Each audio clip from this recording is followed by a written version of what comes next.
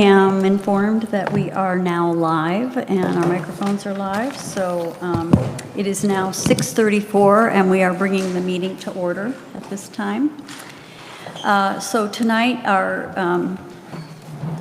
pretty much our agenda is to discuss the 2020 budget.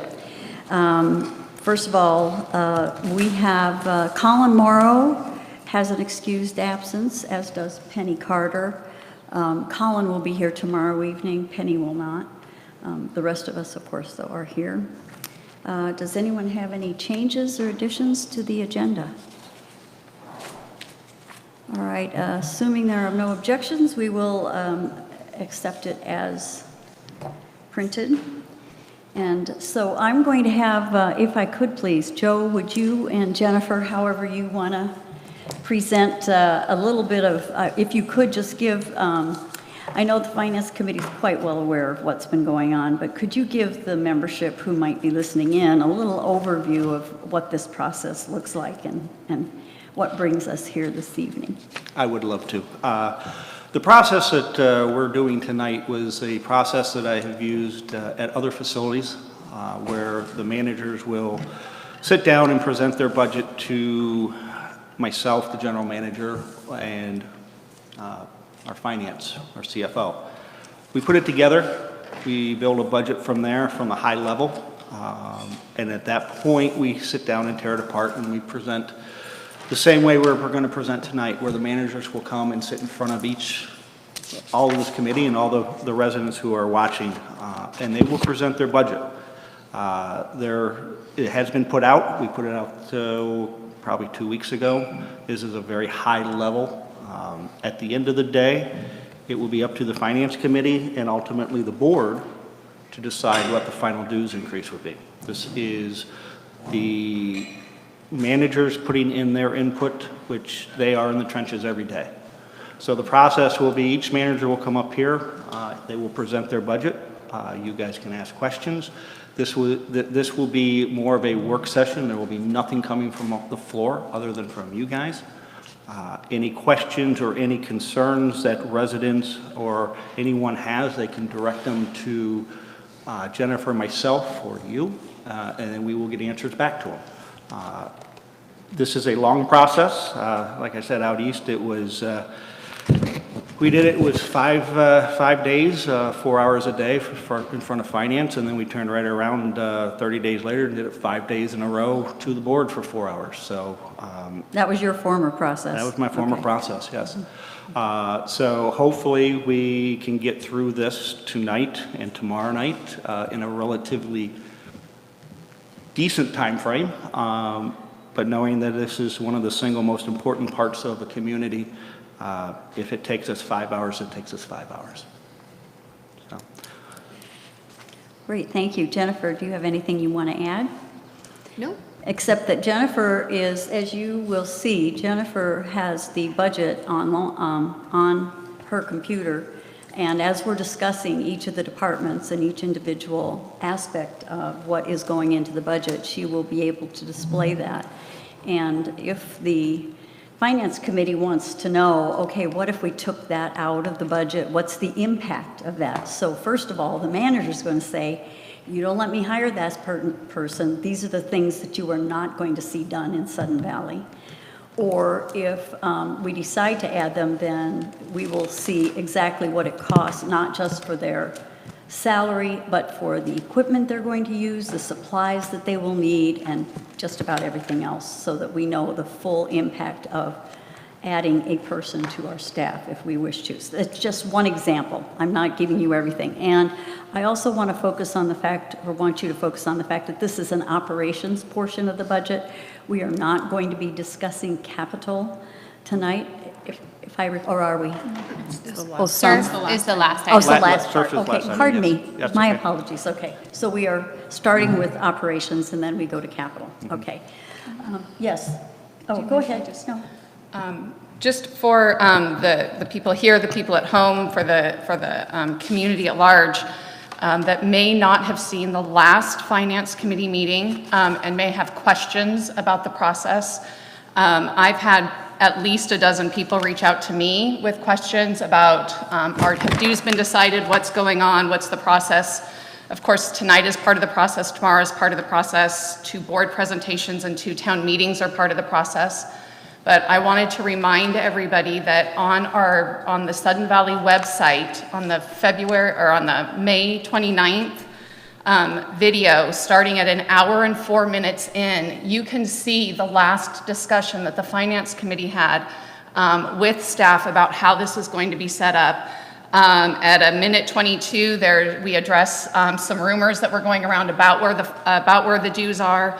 The GM makes a statement in that time frame. The board president makes a statement. And so I just want to invite you to watch that if you have questions about the process, and to let your neighbors know about these videos, that they are available for people to get as informed as they can before the town meetings, before the town hall meetings, so that we can have really robust discussions and input about it.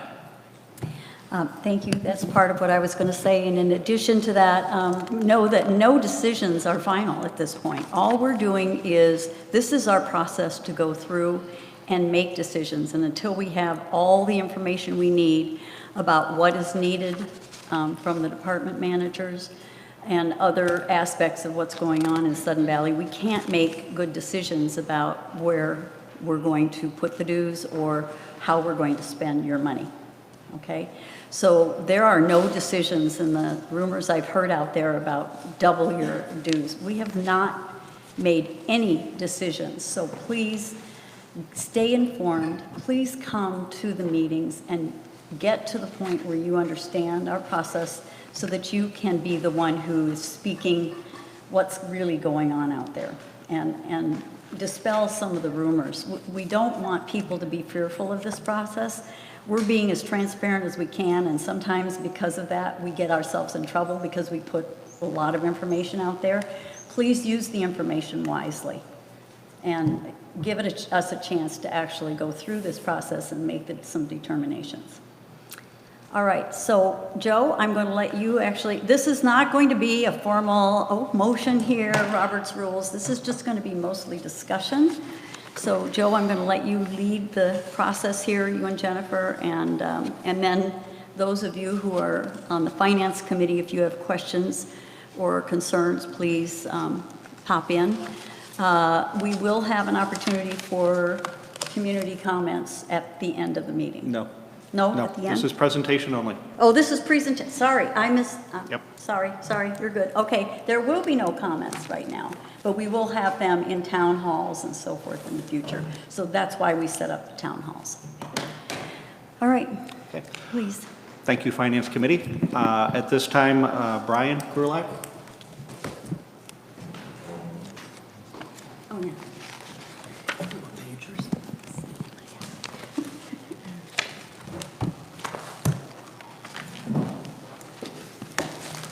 Is that 8 of 35? What's that?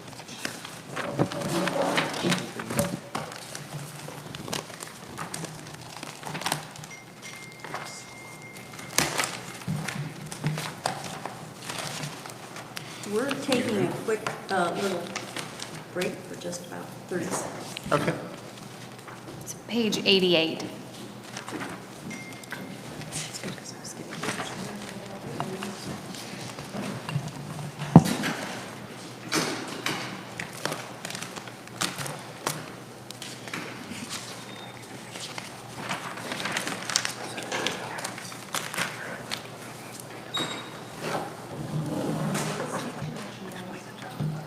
Yeah. Yeah. I think the fan, is that going to make too much noise, Eric? Okay, we won't use it then for now, we'll just work that. Okay. Sorry, Brian, thanks. Can you make it any bigger? Smoke that's taking due. Is this guy on? Can you hear me? Yeah, it's loud. I'm sorry. It's on. Yeah, I have one more thing I want to say. I provided each of the Finance Committee members with a copy of our mission and vision statement. I'm going to ask each of us to please use this as our guideline this evening. It's very important for the decision process as we go forward. Okay, so on the golf front, our first section here in the budget is revenue. And on that side, we're heading in a really good direction over the last few years. We've made some changes in our operation and how we work and where we're looking for revenue, and it's been quite successful. So you can see, I'll get my glasses on here. So in 2018, we had record revenue of $797,000. We thought it was a really good year weather-wise, so we thought that it might have been more due to weather than changes in our business. But so we budgeted $785,000 to be conservative this year. Fortunately, this year we are tracking well ahead of, not only well ahead of this year's budget, but well ahead of last year's actuals. Last year being a record year in revenue, the fact that we are trending ahead of that is a really good sign. So I think Jennifer and I have kind of projected revenues for this year between $811,000 and $820,000. We might have, but since this is printed, we might have actually upped our projections more toward the $820,000 area. And so I feel, obviously weather is always a factor in golf. So I'm always somewhat hesitant to budget huge revenue numbers because weather can be certainly a negative factor on that front. But because I've seen some really good trends on the revenue side, we have gone ahead and budgeted for 2020 another fairly significant increase. So our goal for 2020 is $849,000 in revenue, which is, on the whole, I do believe it's an attainable target if we continue on the same path that we're on. So I'm not sure, do you guys have questions on revenue that you want to ask? I've just wondered what trail fees are. It's been bothering me for a long time, and I need to know. Trail fees are what we charge people to use their own private golf cart. Okay, Yeah. thanks. So you can pay those annually or daily. Okay, Yeah. thank you. Brian? Everyone will want to know, what's your break-even number? At what number of revenue do you then? We were projecting expenses in the $950,000 range for next year. So we would need $950 in revenue. So are your expenses going up commensurate with your income? Expenses are rising. So what we've had in the last few years has been a big challenge on the expense side with respect to minimum wage. Minimum wage, I think in 2015 was $9.65. In 16 it went up to $11, and then we've had some small 50-cent increases over the last couple of years, and then the one that's been looming in the distance that we've all been dreading has been the increase next year when we go from $12 an hour to $13.50 an hour, an 11.2% increase. So you'll hear other managers talk about it, but it has a particular effect in golf because we have so many of our employees at or just barely above minimum wage. So it's a mandated increase in our revenue. Overall, I feel really good, really encouraged about where our revenue is going, and the fact that we are going to get to a point when this is the last of the big mandated jumps in minimum wage in 2020. So I believe it's a cost of living increase after that. So I feel pretty strongly that in 2021 we'll have much more control over our labor challenges. So even though we projected a loss on the golf side that's bigger than any of us want to see, I feel strongly with the direction we're heading in revenue that we will eventually get to a point where we're able to make significant strides in that deficit. Another question, please. Let's talk about how many people come through the course. So over the course of last year, or let's just say this year, you're looking at 85,583, is it? And I'm not sure what number that is. Yeah, that was on your pie chart of how much of dues goes to golf, Oh, okay. all right? So how many people, how many members walk through there So we over have- the course of that year? Yeah, so last year we did approximately 26,000 rounds, between 25 and 26,000 rounds. And a round is one person. A round is one person playing one round of golf. So that doesn't mean we had that many unique visits, because a lot of people play multiple rounds. So members, we have some members that play as many as 200 rounds a year. We have visitors that come once a year. So we're not able to really tell how many unique visitors that is, but there's a lot of people using the golf course. It gets a ton of use by the community and gets more and more use. The fact that we've, through Jacob's work on the course, improved the course over the last 8 years, dramatically improved the course, dramatically improved our reputation and our standing in the golf community. We get more and more people through all the time, and membership, because of that membership growth, it helps all three of our revenue streams, for sure. Well, all right, so I golf, not good. In fact, it's more like I swing at golf balls, as we know. No comment. No Yeah. comment. All right. How do you compare yourself with the amount of cost that you have going up? For example, you said you have an 11.2% increase to you this year on salaries, but your salaries show that you're going up 17.41 on page 89. And so my question is the extra percentage that you're going up, 6%, roughly 6.4%, 6.2%, is that wage compression avoidance? So is that what the rest of this is? That's a big part of it. Some of it is also the fact that that's an increase, I believe, from 2019 budget, correct? And there were some wage increases that happened at the end of the year, so they weren't budgeted for this year. So that's a portion of it. From our projected budget, we're actually up 12% on the with respect to salaries. You're up 12% Yeah. average? Yeah, from projected, but 17.4 from budget. So I'm going to ask you a question I'm probably going to ask each of the managers. What are you asking for in this budget that you can literally live without, that you don't have now and you can wait a year or two?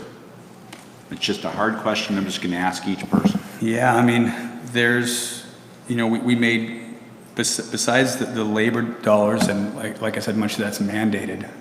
It's a mandate, I understand. Yeah. We have no choice. Government hit us with it. There's very little increases. I mean, I've asked for, my significant increases are on the advertising side. I've asked that we go from $7,000 a year to $10,000 a year. So we are on our current trajectory with this current budget. So, I mean, I don't have a ton, outside of the labor side, I don't have a ton of big ticket items. That would be probably my biggest, and certainly a big increase that I've asked for. It's a $3,000 increase, so pretty significant increase. I do feel that we underspend on that, on the advertising side, so that's why I've asked for it, but I would probably look to that one first if I had to cut something. How come your insurance premiums are dropping? The insurance is a 3-year contract, and when we renewed here in 2019, the premiums renewed at a lower rate. And so we just signed that new 3-year contract. There'll be that rate for 3 years. Thank you.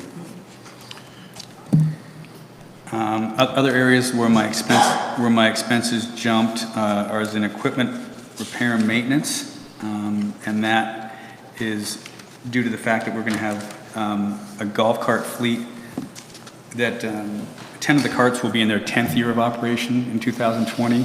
But you did get $14,000 in capital money Yeah. to offset that. Was it 14? And a More, certain amount? like 18 or 19. More. Yeah. So you Yeah. got capital money to We take did, care of to- that? to offset it, but there will still be repairs and maintenance that weren't able to foresee. It's an aging fleet, so, I mean, I projected an increase there of 140% from $1,000 to $2,400, so. The number looks huge when you look at Yeah. the percentage. All right, it's $1,000. That's $1,400, so Yeah, yeah. all right, you're killing us on that. All right. These are, But it's $1,000 of the members' money, and that's how they see it. yeah, $1,400 for the members, and so those would be, I guess, the items that you'd look at, big increases. I did actually find, unfortunately, a mistake that I didn't catch earlier in our bank charges and fees. I just like to point out that because we have so many members, that $1,400 is 5 cents per lot per month. We could do the metric thing a good portion of this evening, and I'm certainly sitting up here right now dividing by members per cost for, value added, and if you want to compare that to rec, actually golf beats it, all right?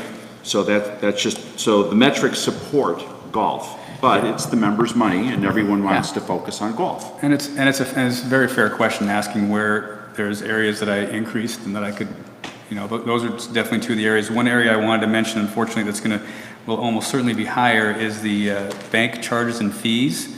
And I did not catch this, but we are trending well above budget this year at 16.9, and that's based on increased revenue. That's basically credit card processing fees.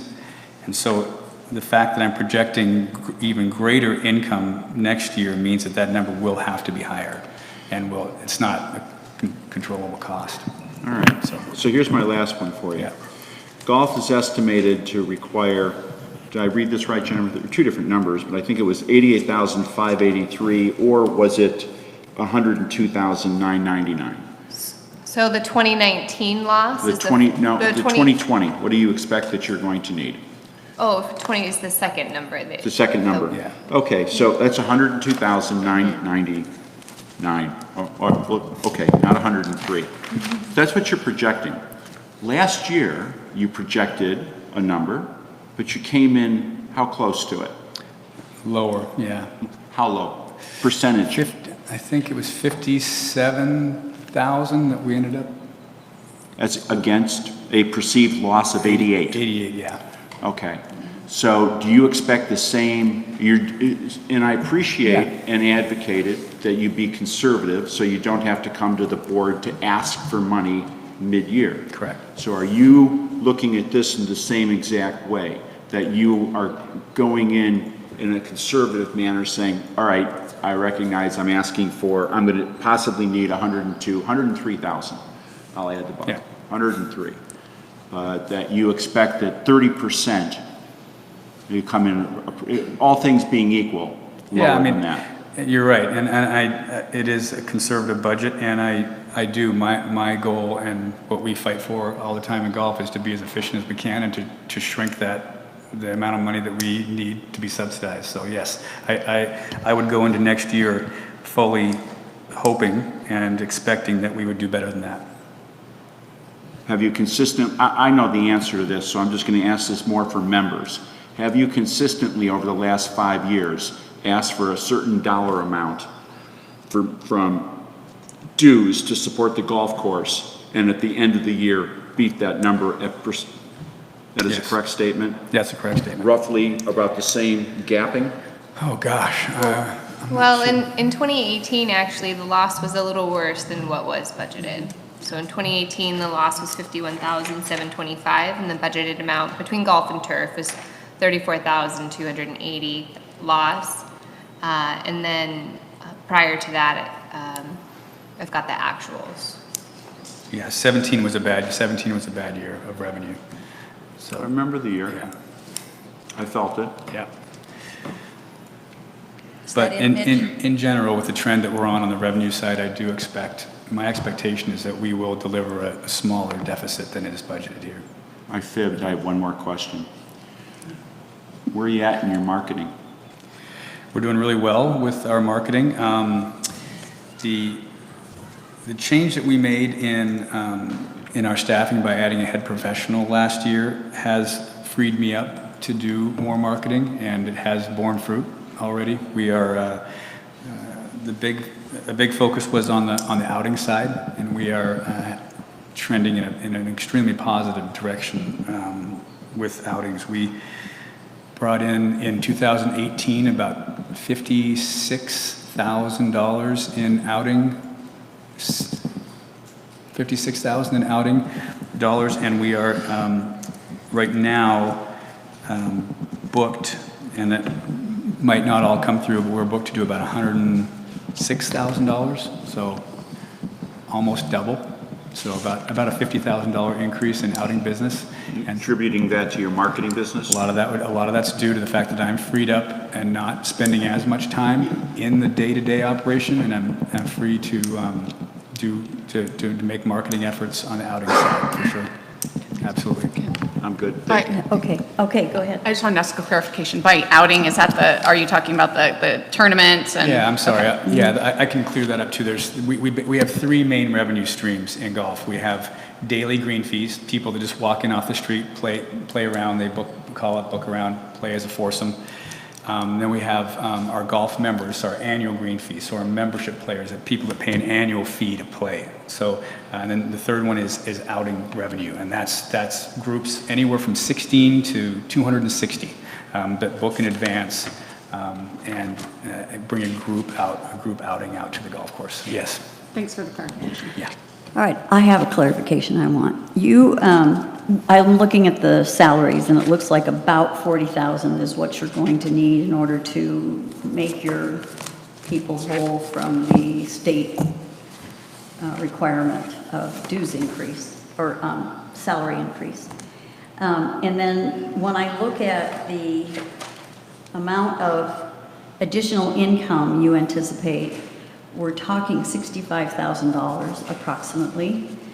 And so I'm very curious to understand a little bit about where, assuming weather's good, and I realize the importance of good weather, but assuming it's good and you are able to do that, where do you anticipate the extra 65 is coming from?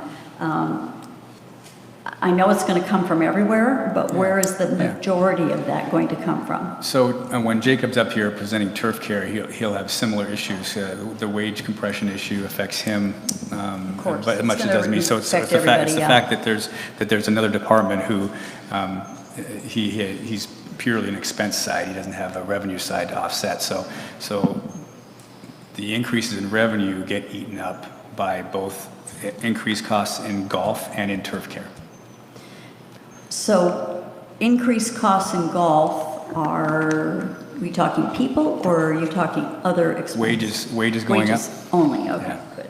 Yeah. And then I thought I heard you say to Mitch that in order for us to break even, you'd need to bring in $950, so that's $100,000.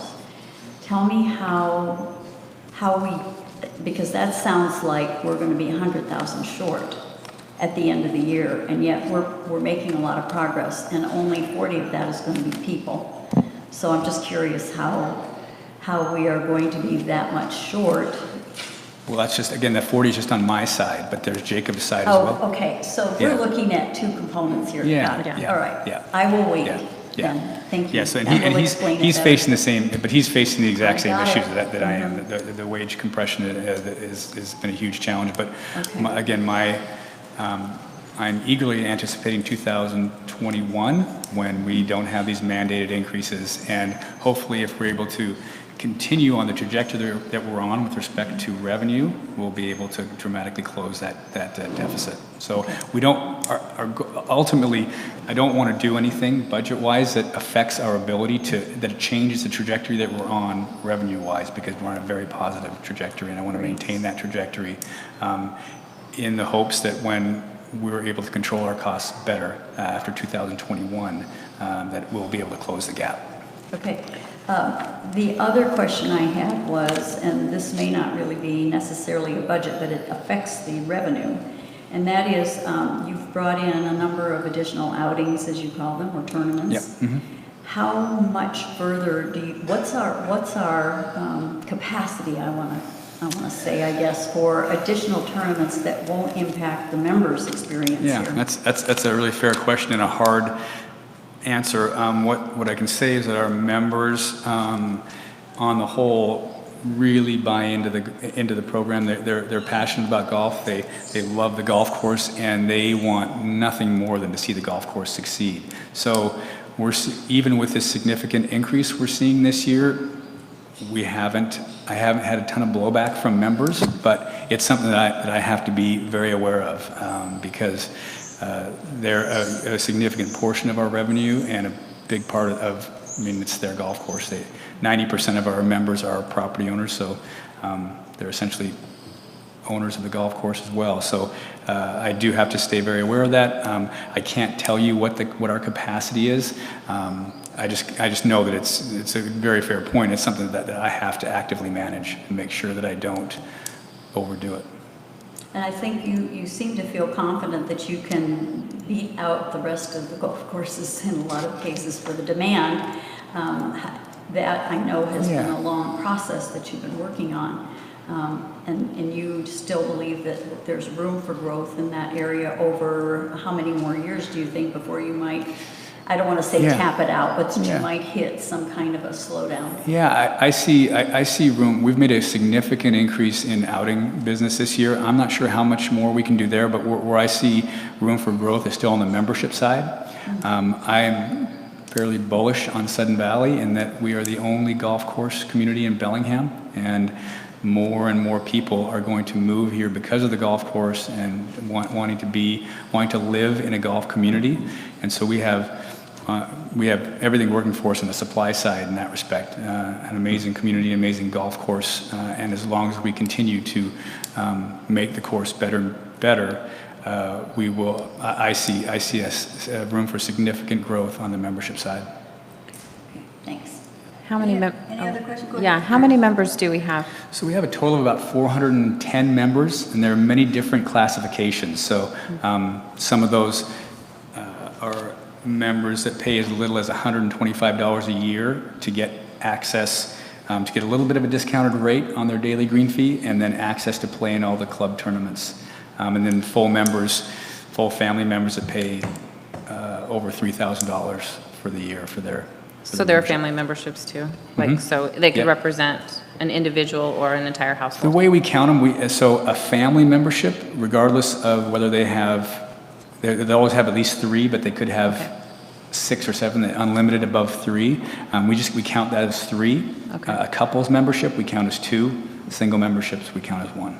And how have the memberships been? I know you said you see a lot of potential for growth, but how have they been trending? In a really your positive direction. Membership revenue is heading in, I think you can see it up there on that. It would be the top line. So I can't read that, but I just know that it's heading in a good direction. I've got it here where I can read it. So we had a big push last year. We had a membership drive last year that was real successful. Added a bunch of new members, and so yeah, we're projecting at 310,000 this year, up from 285, 242, and this was. I'm not sure how long-winded you want me to get here, but this is something that is by design. The daily green fee players were getting harder and harder to attract with somewhat of the oversupply in the golf economy, golf industry. So I kind of foresaw a few years ago that what we were really going to need was a dramatic increase on in terms of those 3 revenue streams we have. The membership side, I felt was our best avenue for growth, and so we made a huge focus in the golf department to focus on members, and so far it's been had a very positive effect. So this top line growth is being driven primarily by the number of members you have, not by a price change? Both. Both, okay. Yeah, we have both added members and increased fees. We had a fairly dramatic increase of 10 to 15% this year in the membership fees, and then last year we added a bunch of new members. So last year it was as much new members, more bodies, and this year it's that plus the increase in the fees. Okay. And one last question I have, we've talked about revenue a lot. Mitch kind of asked about, things that you could do without if you had to, and kind of in between there, I think are efficiencies. So what are opportunities for efficiencies? It's not necessarily cutting back on your expenses, but ways that you can do more with what you have in order to close that gap like you were talking about in the future. Yeah, so what we'll look at will be staffing in the shoulder seasons. And one nice thing about having that body that we added last year is that it has allowed us to get more efficient in the shoulder seasons and not need as much seasonal staff. So we're always constantly looking at staffing the lower levels, sending people home if it's quiet. So that's our labor's our biggest ticket item. So that's where we try and squeeze efficiencies out of wherever we can.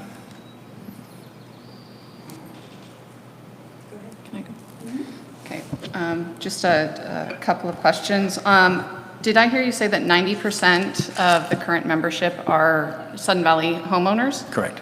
Okay. And with 410 members, you said also one of the things that you're looking for is growing new members, and you believe that the golf course is drawing new members. Do you have any statistics? Are you keeping track of how many new homeowners that come into Sudden Valley are signing up for the golf course for memberships? I don't have those numbers on the top of my head, Okay. But I know that 3 years ago, we instituted a promotion that allowed new property owners to buy a membership for half price for their first year. I'm familiar with that. Yeah, intimately, yeah. And we've had really good success with that program. So we've had so many new owners that I would still say that the percentage is probably relatively small, but it's been significant for us, very significant. Right. The growth on the new property owners has been significant. And anecdotally, just talking to people in the golf course who, oftentimes people who are touring the property with realtors come into the golf shop to get information. And I can say over the last 4 years that there's been a significant increase in people that are planning to join the golf course, that are coming to Sudden Valley because of the golf course. So it's very anecdotal, but it's I can tell you it's significant. Significant. Yeah. Okay.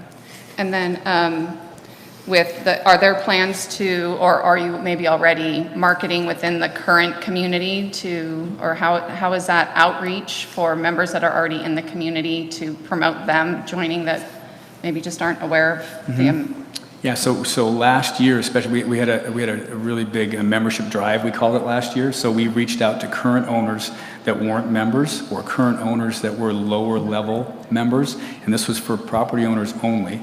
And we offered them that same opportunity that new owners had to get their first year at half price, and their second year at 25% off. Okay. And so that was very successful as well. And that was that's not going to be an ongoing thing because we don't want to give members the opportunity to flip back and forth, but it will be something that we more than likely in another 3 to 4 years, depending on where we're at in terms of our capacity, look at doing again because it was very successful and it was exactly what you mentioned. I want everybody who's a golfer and lives in Sudden Valley, I want them to be a member here, but there are still many golfers that don't play enough to be a member, or play elsewhere, and so those people, I'm very focused on trying to get those people in the fold. And since that's driving that number, that's Yeah. a good thing. Okay, Yeah. great, thank you. You bet. Tony, any questions? No. Okay. Done. Everybody else okay? I'm out. Brian, anything else you want to impart? No, just appreciate the support of both the membership on the whole and the finance committee and the board. It's been very helpful for us to see the growth that we're seeing. I thank you. Thanks, Brian.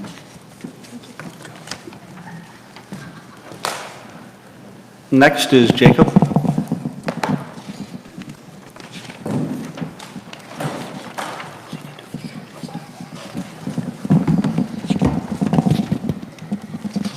Good evening. Jacob's will be on page 27.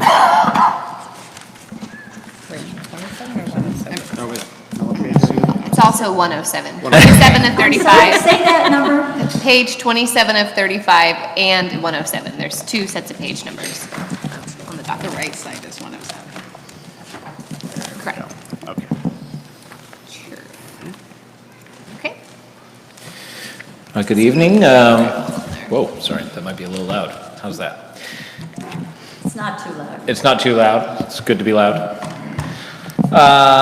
So I will go through with turf care budget here, and to reiterate some of the same things we have. Going down the GLs, I'll just kind of give a short overview of some of the big increases that are here and then move to questions. But first up, some of these increases, percentage-wise, 6, 8, 9%. One of them that jumps out at me always is the regulatory compliance, 25%, but it's an increase of $200. So, for example, we're just facing more and more permits that are required to do our job here in the watershed or in the county.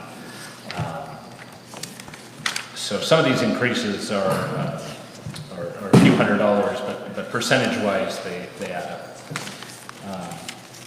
We'll move down, so yeah, that's a major one there. Hazardous tree removal, we're having to obviously just aging trees in the golf course vicinity on our perimeters. And then we get down to payroll and benefits. And we, so about half to 60%, about 60% of our staffing on the golf course is, within $1 or so of minimum wage. We employ 4 seasonal staff members, and they generally are right there at minimum wage. So obviously they're going to be paid, 11% more next year, whether we like that or not. And then we have some people that are right above minimum wage, that will be adjusting in theory based on wage compression, avoiding that so that we don't lose them. Let's see here. Jacob, as long as you're talking about staff, Yes.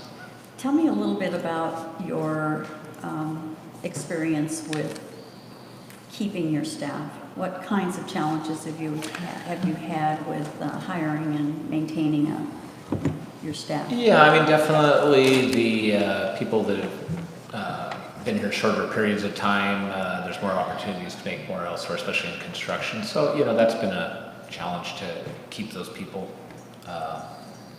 And so we have some turnover there. And that adds a lot of training expense to, well, it actually doesn't add a lot of expense, it just takes up a lot of time on our part. The employees have been here longer to train them and get them up to speed. So, we talk about efficiencies. If you look at efficiency from employee turnover standpoint, one of your most dangerous patterns in a corporation or a company or what have you is to have constant turnover, because you're not efficient when people are constantly new. And when we talk about efficiencies later on, I'm sure in this conversation, one of the ways to be efficient is to not constantly be hiring people and training them and getting them up to speed on protocols, safety, and operating procedures. So that's something we work hard at. Staff at the lower end of the pay scale towards minimum wage, I literally, try and just be very flexible with scheduling and working around kids' schedules, and I barbecue for them once a week or once a month and things of that nature, to try and keep them happy without spending a lot of money. But it's been a challenge. We have a good group of people in Sudden Valley, though. We're more blessed than other facilities probably in the county, in that we have a good bank of high school and college kids that a lot of times work out. Okay, so that's your seasonal staff? A lot of our seasonal staff is, it's high school or college, Okay. Mostly college, but each year it changes a little bit. And what, if you were to look at your turf care staff, what, essentially what percentage are full-time versus seasonal? Because I know some get put into maintenance during winter and that sort of thing. Yeah, we do some flexing of our employees to accommodate storms and snow removal from the turf care side of things. We share a mechanic with all of our facilities, all of our operations, whether it be security, maintenance, and turf care, golf. So, but we do share turf care staff for snow plowing and storm events. You were asking though, how many seasonal? About, yeah, if you were to. We have if you 4 to seasonal change- that we run, 2 4-month and 2 8-month seasonal staff. And the rest are full-time? Okay. Yeah, generally all are about full-time, give or take depending on the year. With sometimes we'll hire 2 20-hour people to fill a 40-hour position, and limit overtime as much as we can. But yeah, there's 4 seasonal that are usually budgeted at this time. Okay, thanks. What, do you know approximately what your turnover rate is, excluding those that you expect to? You know, the seasonal you expect to turn over, but. Yeah, we usually keep about 25% of our seasonal staff each year, so about 1 of 4 returns, and usually that could go for 2, 3, maybe 4 years at best. On full-time staff, we are averaging a little bit over 1 a year or so of my 5 staff in turf care. 1 leaves every year. Okay, thank you. Yeah. Thank you. Moving down into utilities, you know, there's budgeted increases in water and sewer and electrical and things of that nature, which are, I work with Jennifer to try and estimate where we're going to be there. Not a whole lot we can do there. We try and energy-wise, work with Bruce and myself are always trying to, replace fixtures with LED and lower use for electricity. We look towards pump improvements to try and make changes there. Short of installing a whole solar, solar panel system, we're about maxed out there on our efficiencies. And then you get down into our supplies budget, and as Brian said, we don't have in turf care, I fall under Brian, and we don't have a revenue source. Our revenue is recorded in golf, but as the golf course, but we do purchase a lot of materials, so everything from sand in the bunkers and flags, and foot golf holes, and chains for chainsaws and whatnot. So those are outlined in the next GLs in the 6,000 range there. And when you look into costs and how they're going to change next year, a lot of the things that are shipped, if we go into hardware sales to buy things or whatnot, and a lot of their staff might be experiencing the same salary changes, wage changes next year, and so they're anticipating above average increases in a lot of the supplies we purchase. Fuel is always a little bit of an unknown. Sometimes it goes up, and we're trending on it in a good path, so I don't expect any surprises there, but we've budgeted just in case for that. That may prove to be more than needed. But raw materials, sand and gravel, fertilizer, things of that nature are generally increasing more than 3%, and those budget change amounts are, you guys can see those there. Couple questions. So I'll start off the same thing I asked Brian. So what is it you're asking to do with this money in 2020 that you're not doing in 2019? Okay. So we're not planning to increase our levels of maintenance or buy more supplies in the area with this budget that's before the Finance Committee for turf care tonight. These are simply levels we have this year. What would it cost to keep those going next year? So if we need to make changes plus or minus, or to the, if we need to subtract costs, we'll have to buy less. Well, so here's some specifics. In landscape repair and maintenance, 19 projected, 37.5. Your budget was in this year is 40,000, and you're asking for 41,002. So it shows that you're probably not going to be able to spend all 40,000 this year, and you want to increase next year to 41.2. I would differ with you on the projected, I'm just looking at what it says. yeah, so part of that line item, GL line item, all in part two, is our irrigation maintenance. And a lot of that is incurred during the time when we irrigate, which then Summer is just work. starting. It's All a bell right. curve, if you're aware Sure. of that. Look, that will not be linear. And the projected can at times give you a false reading that way. So you think that would be the same thing for raw materials, sand and gravel, projected 25.9, budget's 34, you're increasing it 1,000 to 35? Yeah, a lot of the supplies we purchase are directly related to how busy the golf course is and things of that nature. So, Let's just keep going down the line, a couple of the questions. Then going down to 6675, equipment repair and maintenance, you're projected at 37.7, your budget's 39, but you're asking for 43 for next year. and these were as of 4:30, which mind you was, is the very beginning of our super busy season. We're past that already, almost a couple months. So I think if you had numbers as of today, you'd see a tighter correlation to budget for this year. Equipment from the capital side of things, our equipment replacement is not keeping track, so it would be foolish to expect our cost to maintain equipment to go down or stay the same. The projected column is like, can also be off, just as Jacob said, due to a timing of expenses. So you have 4 months of actuals, and then whatever we thought at the beginning of the year, the rest of the months of budgeted would be month by month, and it adds it all up. So, the further we get in the year, the closer those numbers get. So you're saying this is C3 generated that doesn't necessarily take into account weighted months where things are more priced, we spend more in a particular category? It is weighted. Every year, the managers spend time to go through month by month and give a projection of how much they're going to spend in January, February, March.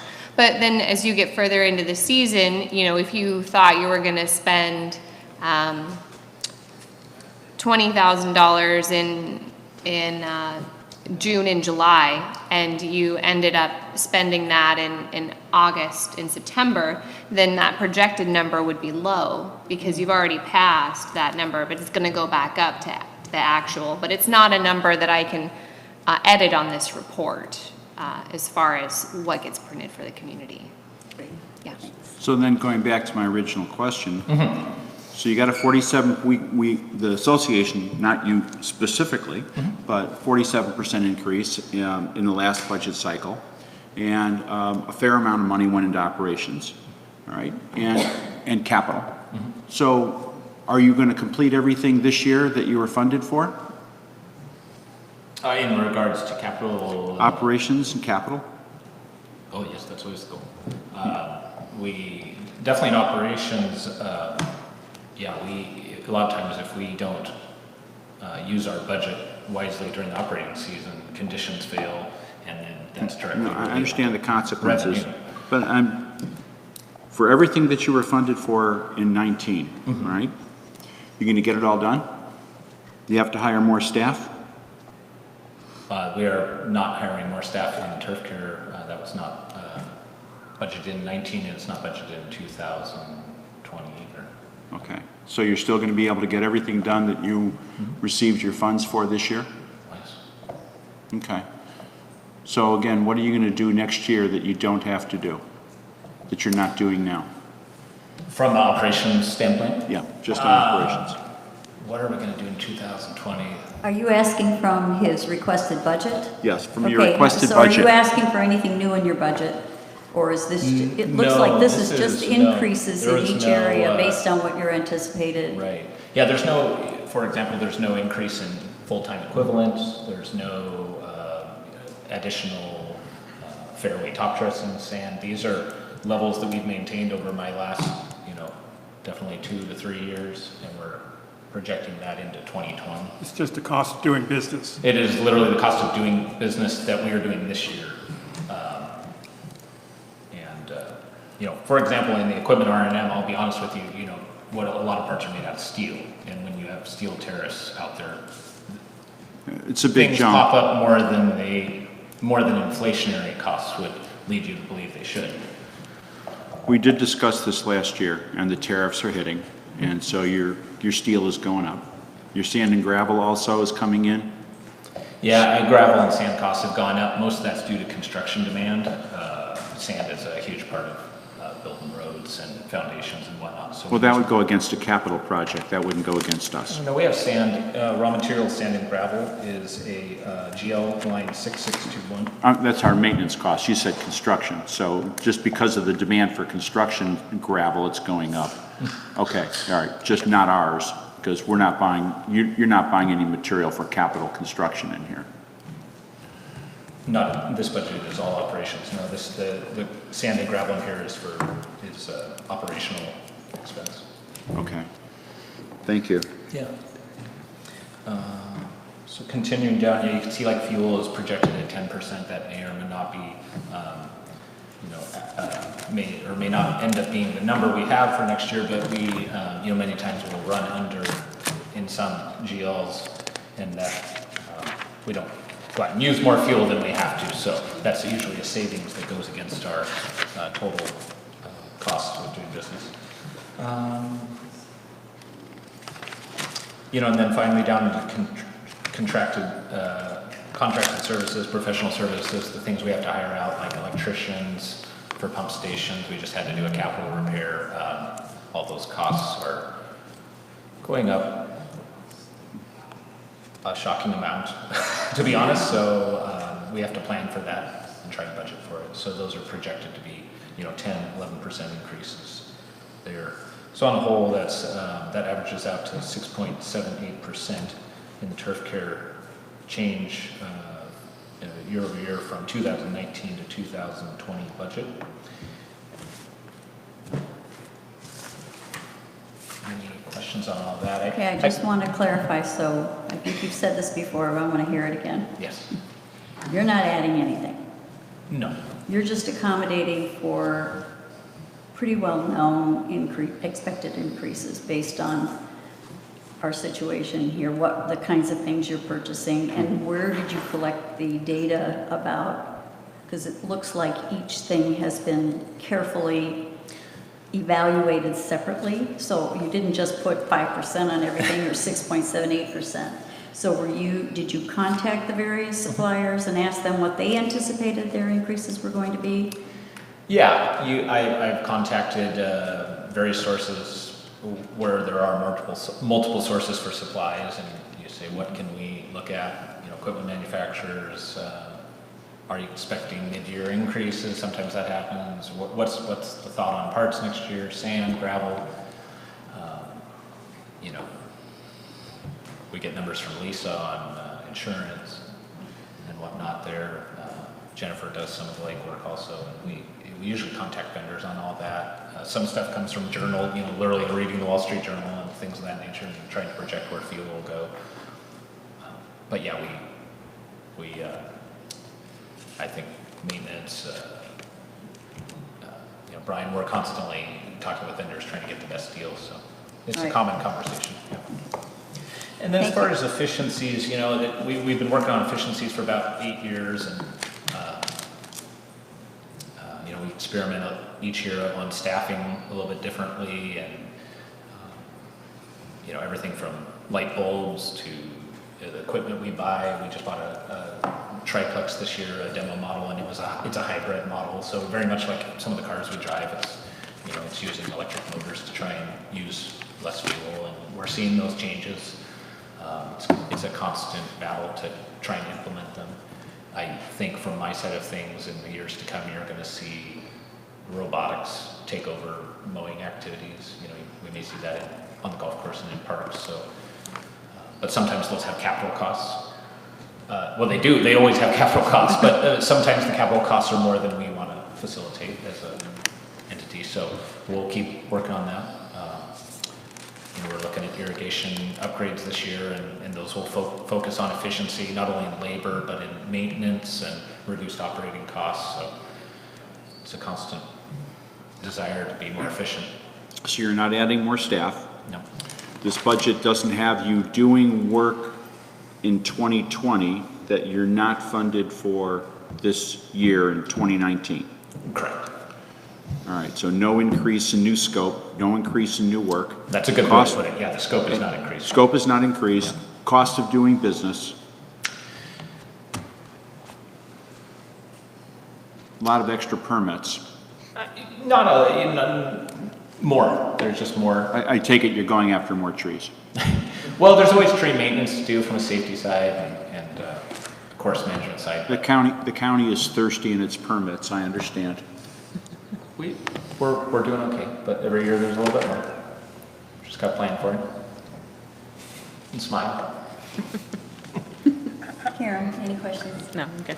Jacob, how do you stand with the other local golf courses as far as maintenance goes, turf care? Been very competitive the last few years. Patton's had some struggles. Country Club's done well, and they're very much full. I think they're not really accepting new members this time. Brian knows more probably about that than I, but I'm in conversation with other superintendents of golf courses. I was just up at Sinihamu.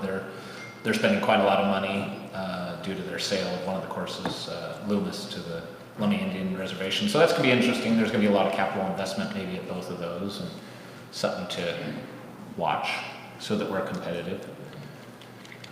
But that being said, I think there's a lot of movement to Whatcom County from the south, a lot of people that want to live here, and I think there's opportunities to overcome some of the costs that will be incurred to be competitive. But we're doing well, we're competing well. At least from a condition standpoint, yeah. I mean, we have a couple events this year that were, wouldn't have come to us if we were in poor shape.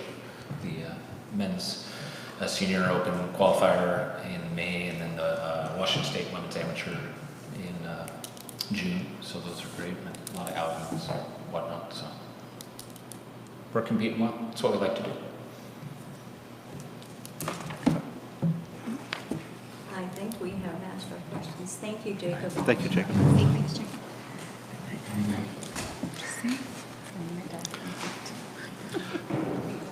Next will be maintenance with Bruce.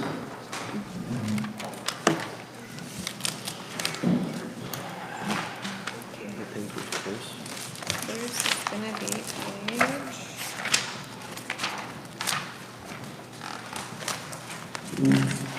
I can get in.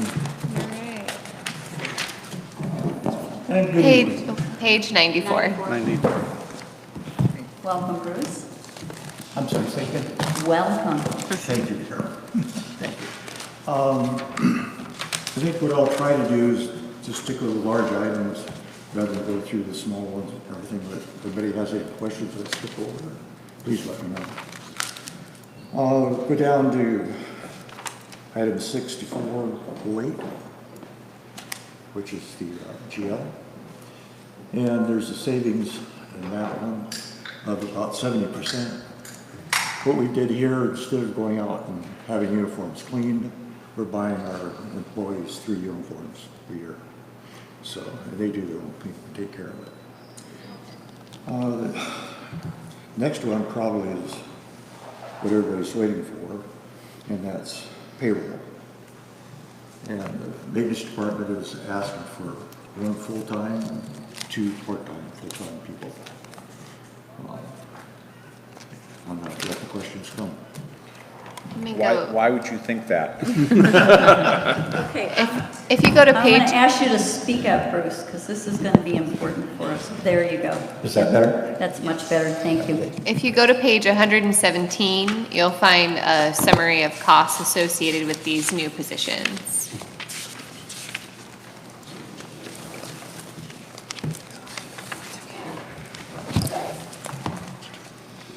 Start with the mavens. So Bruce, let's just do it this way. Sure. What is it you're doing, first question, what is it you're doing next year that you're not doing this year? Hopefully a lot of corrective maintenance and POs. Give me that's a pretty broad brush answer. So you have a maintenance software system, I know, that has been worked on. Correct. And so, can you give us an idea of how much work that system says you're supposed to do and how much you're doing? Okay. Well, I was going to give you a demonstration, but unfortunately, we can't seem to get into it from here. So, what I'll Okay, try- but we can get into it. Yeah, come on, Joe. So I've got a hard copy here to try to summarize what's there. For example, right now, this year, I have one person for 6 months in operations. That's it. That's right. We have a backlog today for that one person of 546 hours of work. And by the way, he's on vacation for the next 2 weeks, so we don't have anybody. So that's what we've been able to show off the backlog. We have data to go into the PM system that's showing us right now, this month, we have over 2,000 hours of PMs and nobody to do those. We haven't been doing PMs since April. Since April. Just so everybody knows, a PM is preventative maintenance, and corrective action is something that someone calls in. Thank you. All right, so since April, you haven't been doing PMs. Correct. And you have one guy that is on vacation right now, he's your facilities guy. Correct. But you have all these other people who are on the turf and roads crew, so Correct. you could move a person over there, No, that's going to put me over budget. because he's They charging are your on a, facilities. They are on a capital type project. So Okay. if I bring somebody over at maintenance, that puts them into operations. Now, it doesn't say that we don't do that, and that I'm not going to go over budget. If there's something that has to be done, we will do that. So you want to put 2 people full-time on preventative maintenance on facilities? I want one on corrective, one on preventive. Now, I'm asking for 2 half-time people. Those who work during the summer months will be doing things such as road mowing, sweeping the streets, and it seems to be kind of forgotten. We've got this capital project we call CVC. We've been doing it for about 5 years now. Which one? CVC, culverts, vegetation. We've been doing that for about 5 years now. Funny thing, the grass and the brush, the trees keep growing. So where we were 5 years ago, we've got the trees trimmed up. It's helping for snow in wintertime. But the ditches are covered with grass, or brush again. We don't have anybody out there doing that. That's an example. If we have a good hard flood, you go back to the culverts that we've cleaned, those are plugged again. And rather having a continuous maintenance program, especially during the summers when we have the weather to do this, we're just letting them go back where they were again. 10 years from now, we'll be back where we were when we started 5 years ago. That's another reason why we're asking for the 2 half-times. Can we talk about this, it's page 118 again? I guess I'm just trying to, so you're saying that we don't have anyone on operations, right, on preventive maintenance right now? Nobody. Is that correct? Okay. But if I look on, like,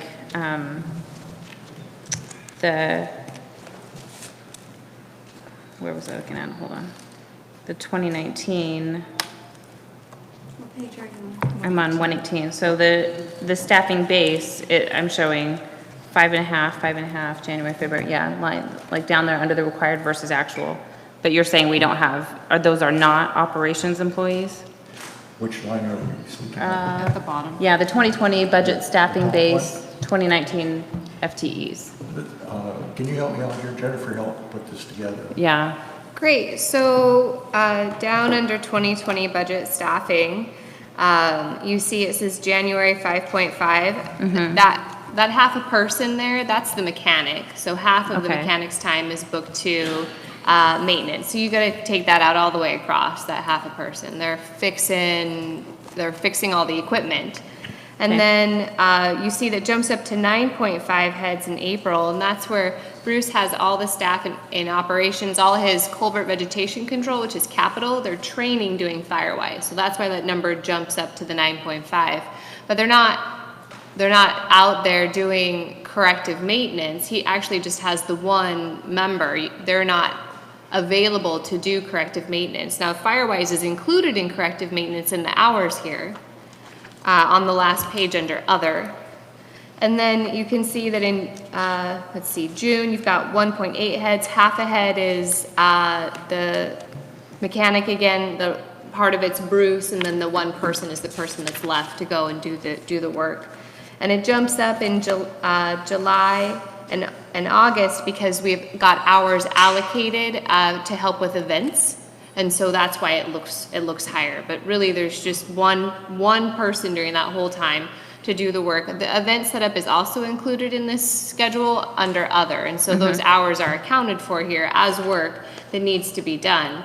But that is what they're assigned to do during that time period. So those are people typically working on capital projects that are then assigned to event setup for Right. this.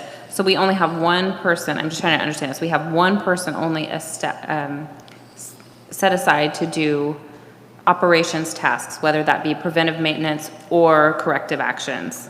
And we currently have, they're not getting all of the preventive maintenance done. None. They're getting none of that done, and they have a backlog of 500 hours of preventive action, or corrective actions. So we're, Is this coming from the software program that we have, the maintenance software? The corrective is coming from the maintenance software. The preventive is to be loaded data yet. I'm sorry, say that again? Okay. The corrective numbers are actually out of maintenance connection, our preventive maintenance software. Okay. We should call it preventive, but our maintenance Okay. software. The PMs and routine numbers are data that needs to be loaded into that program yet. Okay, so you've been tracking that manually as best you could? Yes, when you say manually, yes. Okay. There is, I think, if all of you will track it, there's quite a list at the back. Let's see, do a quick jump here. yeah, there's one, Of all the tasks that are out there. 121, yeah, there's a lot of. So, Page 132. 132. Can you give some examples of what some of the corrective actions have been that this maintenance person has been working on over the past few months? The corrective that we've been working on. Unfortunately, I brought what we have. I didn't bring what we've completed. But I can run that through a little bit if you, not just read what we have in there. Let me get, I've got 100 hours in here already, so I'm going to give you that. Okay. So the brighter lights in the ladies' shower. This is in the Gulf maintenance. Rotunda solar light, it's not working. Clubhouse restroom area, complete detached task to keep the rats out. Solar panel light at gate 1 mailbox, reported out. Research cold patch data, this is for potholes. Paint hallways in the administration section, we started on that. We ran into April, so we stopped now until September. Sorry, what was that one? It was In hallways? the administrative area, the hallways in the clubhouse. Oh, what were you doing in them? Oh, we started painting. We put Painting lights them, up. okay, thank We you. had to stop, we ran out of Okay. time.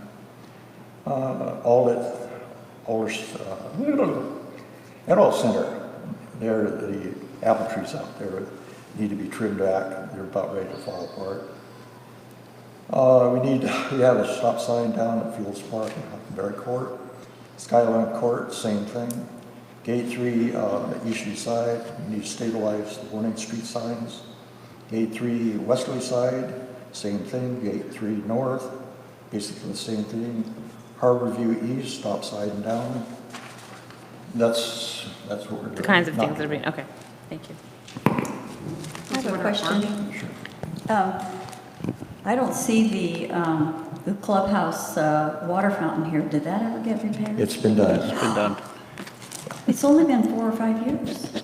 Yeah, we eventually get it. Eric. Well done, well done. So we did not do other things in order to be able to get that accomplished, but that has been on our docket for a long Right. time. And I'm going to give credit to 2 people. That was the first thing Joel told me, fix it. They want to drink out of there. Thank you, Joe. And the second We thing, do have a restaurant there, and it just seems inappropriate that we don't have a water fountain outside the It restaurant. does. So thank you, that's good.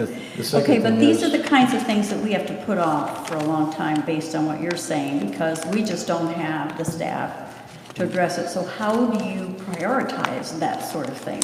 What sorts of things because obviously you have a very large list here. Right. How do you decide what of all that gets accomplished on a day-to-day or weekly two basis? versions of that, Carol. My last name's Bishop, and I feel like God every weekday when I go over the list. How would I do it? The managers can tell me what they need done. We would have a managers meeting. They would tell me what's their priority, and that's what we would do. Thank you.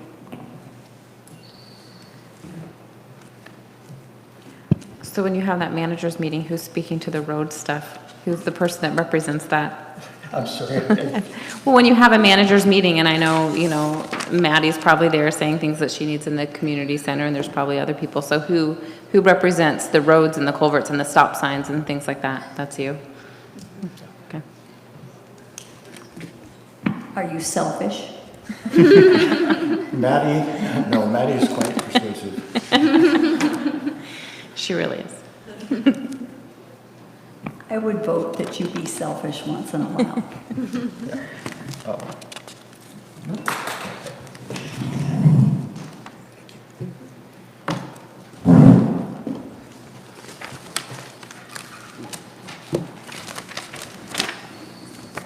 So Jennifer, can you just really quick let us know what all is going up under this maintenance? There's a lot of information, a lot of spreadsheets in here. Can you tell us from what page to what page is encompassing this? Sure. Okay, so talking about the maintenance department, and if you go to page 119,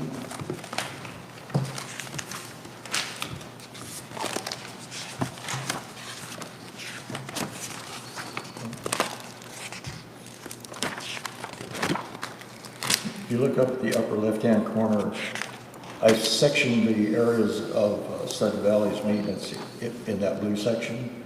So this is building routine maintenance, starts on page 119.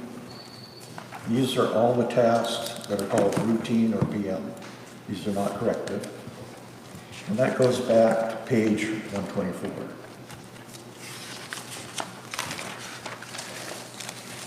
And remind me again what the ask was. So it's 1 full-time, 2 part-time, and one of them was for preventive and one was for corrective? Correct. Okay.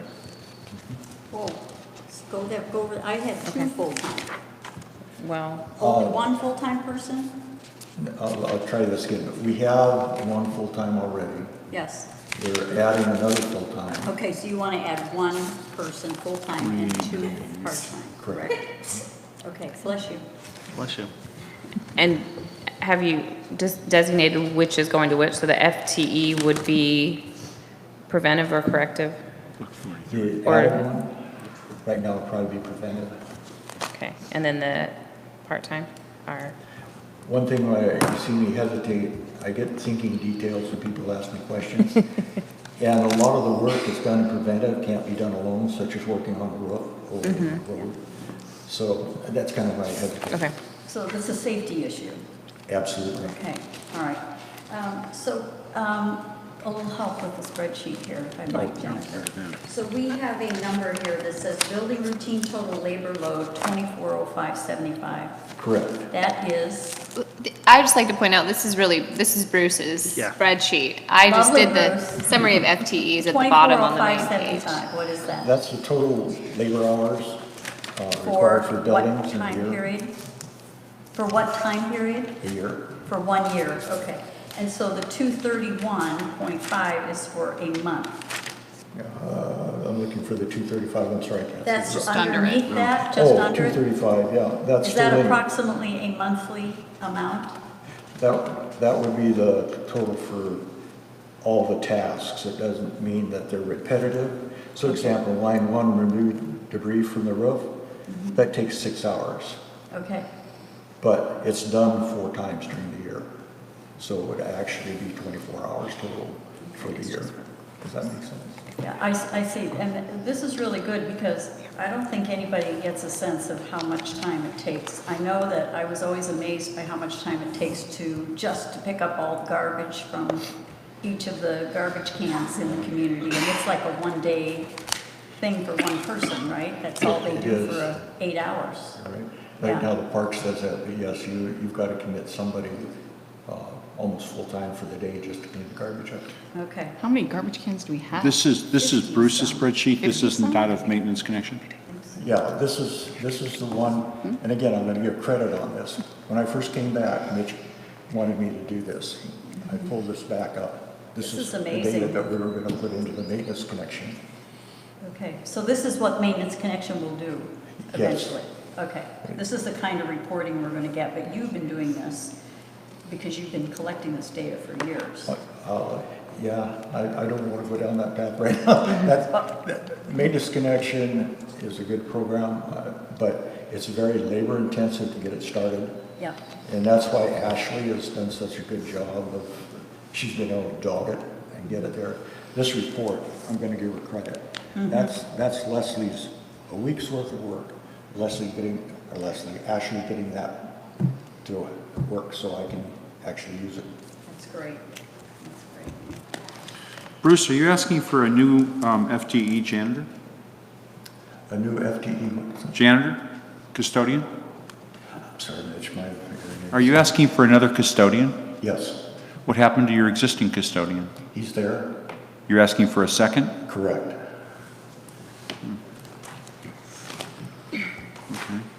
Is this in addition then to what we have here? This is, in other words, we have one full-time for preventive maintenance. We have 2 part-time for whatever. Yeah, I summer mean, people. for summer people. And then 1 custodian in addition to that. The custodian is under facilities. Yes. Under facilities, okay, so we'll be talking about that in a minute. That's when you get to Okay. facilities. So we'll stay with maintenance for now. Correct. Okay. Correct, please.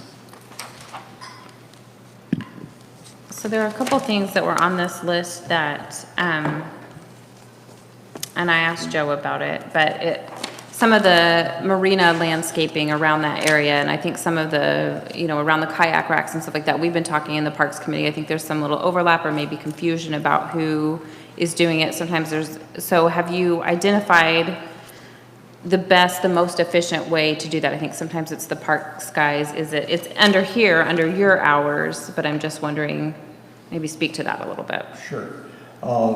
Right now, maintenance can't, let's back in and describe the marina for a second.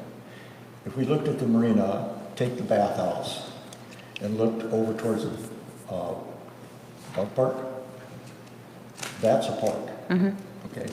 The bathhouse is not, but that's a park. That is done by the Parks Department. Anything that's on the other side of that is the marina. That is being done part-time by the parks that charge the maintenance. For example, if you're the parking area that gets almost undrivable, or the geese make the docks out there too slippery. The Parks Department goes out and does that because we don't have the people and charges us, the maintenance department, for that. Now, speak to efficiency. I think there can be, well, there is right now, I won't say can be, there is right now an efficiency. Maintenance does not mow lawns. Maintenance does not do lawn care right now. And I think if we went forward and with Joe's help, we probably could see a lot better efficiency if we had something, I'm gonna call the lawn care group, not the parks, but somebody takes care of all the lawns. Have you looked into contracting that out? I mean, there are landscaping companies that do that, like, the gate entrances and whatnot. We still have our parks crew that do parks, but for gate entrances and things that are just seasonal rather than the seasonal hiring and what comes through that. Have you looked at all? Yeah.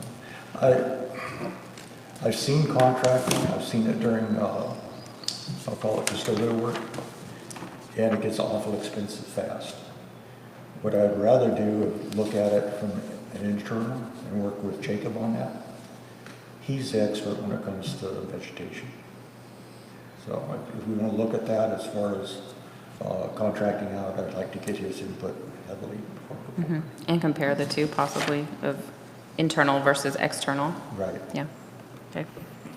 I noticed, once we're talking about contracts, that you have a 7.29% increase or approximately $1,200 increase for contracts. Are you anticipating new contracts in that figure, or is that just an anticipated increase, and how did you come to that number? Yeah, I'm anticipating that. By contracts, I'm talking about, right now, we contract all of our electrical out. We contract almost all of our plumbing out. We have the in-house capability, but if we don't get those, HVAC and that sort of thing is all contracted? Yeah. Okay. Okay, and you are anticipating increases because what everybody's been talking about. the same wage. old, same old? Okay, all right. They're going to have salary increases too? Yeah, okay. Yeah, I think it's important to point out, or at least discuss, the impact of wage compression on vendors, because they will experience it just like we will experience it. As minimum wage goes up, they want to also keep their employees. And so they have to increase their employees' salaries commensurate with how their wage package is across the entire company. And so it translates to higher costs to us through vendors. It's just economics. As their rates go up, they're going to share the joy with us by increasing their contracts. We're not special. All right, so Bruce, here's my concern, I guess, and that is you have had a number of years trying to get all of the work done that is requested from a professional standpoint, from preventive maintenance for all of our equipment and facilities and so forth. And just from requests from membership, why isn't this clean? Why isn't that repaired? How, if we don't give you additional people, how is this going to impact the association and as well as your, I want to hear what's your reason for needing all of this? Okay. Give me the passion as to why this is so necessary. Well, I'll say the passion comes from talking to the residents. On the average, I probably talk to 20 or 30, resolving problems, trying to answer questions. And one of the biggest thing is, why can't you do this? And the second thing is, what's happened with all the dues increase we have? The passion that I have as I walk around Sudden Valley, which I love dearly. I don't live here, but I love it. And I look at the signs, the street signs, I look at the stop signs. In fact, if anybody wants to see what I'm saying, go look at the temporary parking that visitors have at the clubhouse. They're faded. They've got mold on them. It looks terrible. It looks run down. Gate 9, 13. Some areas gate 5. And we just don't have the staff. From a professional, I almost want to come to tears. I know that sounds emotional, but I do. And even some of my staff that live here. By the way, we've got 4 people that live here, Sudden Valley, that are on the staff. And I hear it from them. Why can't you come over to my street and just sweep it? You know, I work here, why can't I sweep it? Don't have the people. So this is real emotional, okay? Back in 2011, when the 2000 board was coming in, there was a temporary manager who stood up in front of the board, looked at them and says, you've reached your tipping point. If you don't do something now, you're going to lose buildings.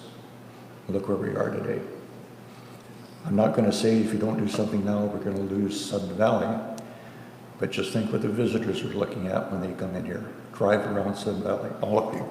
Take 5, 10 minutes, drive into a gate. Take 30 minutes and drive through gate 13 to 3. And just think what you're seeing. Look at it. If that doesn't convince you, I don't want to vote with it. So I want you to go from that and then tell us what, with these extra people, we will see differently. If we get the 1 FTE and the 2 part-time, what are we going to see, in 2020, 2021 that's going to look different? How will it be better? Well, first of all, we'll be in here checking the emergency lights and such, to make sure that when you have a fire or emergency, you can get out. That's a start. And go on from that, if you go down to the clubhouse roof hasn't been blown off since April. You go down to the marina, look at the gutters. You've got vegetation growing out of the gutters. Those are the things you'll see change. You'll see a visual change at that point. What you won't see is your buildings will last a little longer. Your potholes will disappear. Your vegetation, your roadsides will be mowed. And the sand that we put down in the winter will be swept up in the spring. What about the vegetation that comes down after a storm and gets set on the side of the road? I know I hear about that not being removed in a timely fashion. I can't guarantee that all of it will this year. Again, I'm telling old stories here, but in April, we went into Firewise. Yep. We still have storm debris in the ditches. So in other words, this isn't going to fix everything. This will not fix everything. No. In 2008, when I first came here, we had 8 people. If you look at the bathrooms in the clubhouse, that was done by maintenance. That wasn't a contractor. We have 1 now. We should be back up at least 5 to be able to start improving things. Okay. At least This would as we put can you hold where? We can hold. If you were to get what you're asking for, how many total would you have? How many total FTEs? If I get what I'm asking for today, I'd have 5. You'd have 5 again. Okay. No, that's not That doesn't correct. sound right. That's not could be right. 4. How many FTEs do you have now in maintenance? 4. Okay, so if you got these 4, you would have 8. No, there's No, not these 4. 3, there's 3 here. There's actually 2 in maintenance, and then you're talking about 1 for facilities, I right? guess I have to back up here and kind of explain. During the months of October to April, we've got 4. Yes. Okay. During the months of October to April, with what we add, I'll have 5. Okay. There you go. Got it. 6.5, there you go. 12.5. And we should take away the 5.5 because that's. That's the- It's the mechanic. That's the Bill. Mechanic, yeah. He's Okay. gonna be there, we don't do our. He has a split personnel. Yeah, and Bill, don't be worried about your job. It's not like we're getting rid of you, we need you. So then beyond the operational costs of the FTEs, which are broken out in that sheet we were looking at before, are there capital costs that will come with hiring additional employees, The additional costs that are listed, do we have that sheet? New vehicle. vehicles? Is there an S?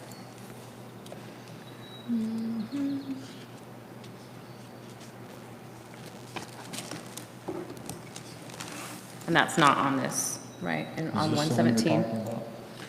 Spreadsheet. This just says your cost, it doesn't show the new capital equipment you're Yeah, gonna, so these Oh, are, I these are see. just operational, and then Yeah. there, beyond this, there will be a vehicle, how many for the 1 FTE and two part-time? How many The plan is vehicles? to use one of the old vehicles we're trying to replace, and then one more. Can you, So Talk one in your addition- hands mic. down and talk into Oh, your mic? sorry about that. Thank you. The plan is to use, it will be a new vehicle, yes. One new, okay. One.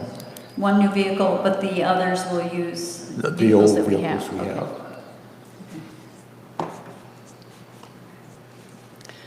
have. I hear a lot of questions about what is the 47%, which, Jen, I'll go to you, but what is being done currently? I'm going to back it up a little. What is currently being done that wasn't being done previously with the dues that we've already received? And are we using those to the full extent that we can already before asking for more? Are you referring to maintenance? Yes. Nothing. We're losing. We didn't get any increase in maintenance. Nothing. Thank you. so Jennifer, in operations, not a dime of the 47% increase went to maintenance? It may have gone to a little bit to salaries. I mean, That's some, what Bruce just said. some of the cost went to every department, but it doesn't mean necessarily that you're able to do more work because the price of materials has gone up as well as labor. Okay.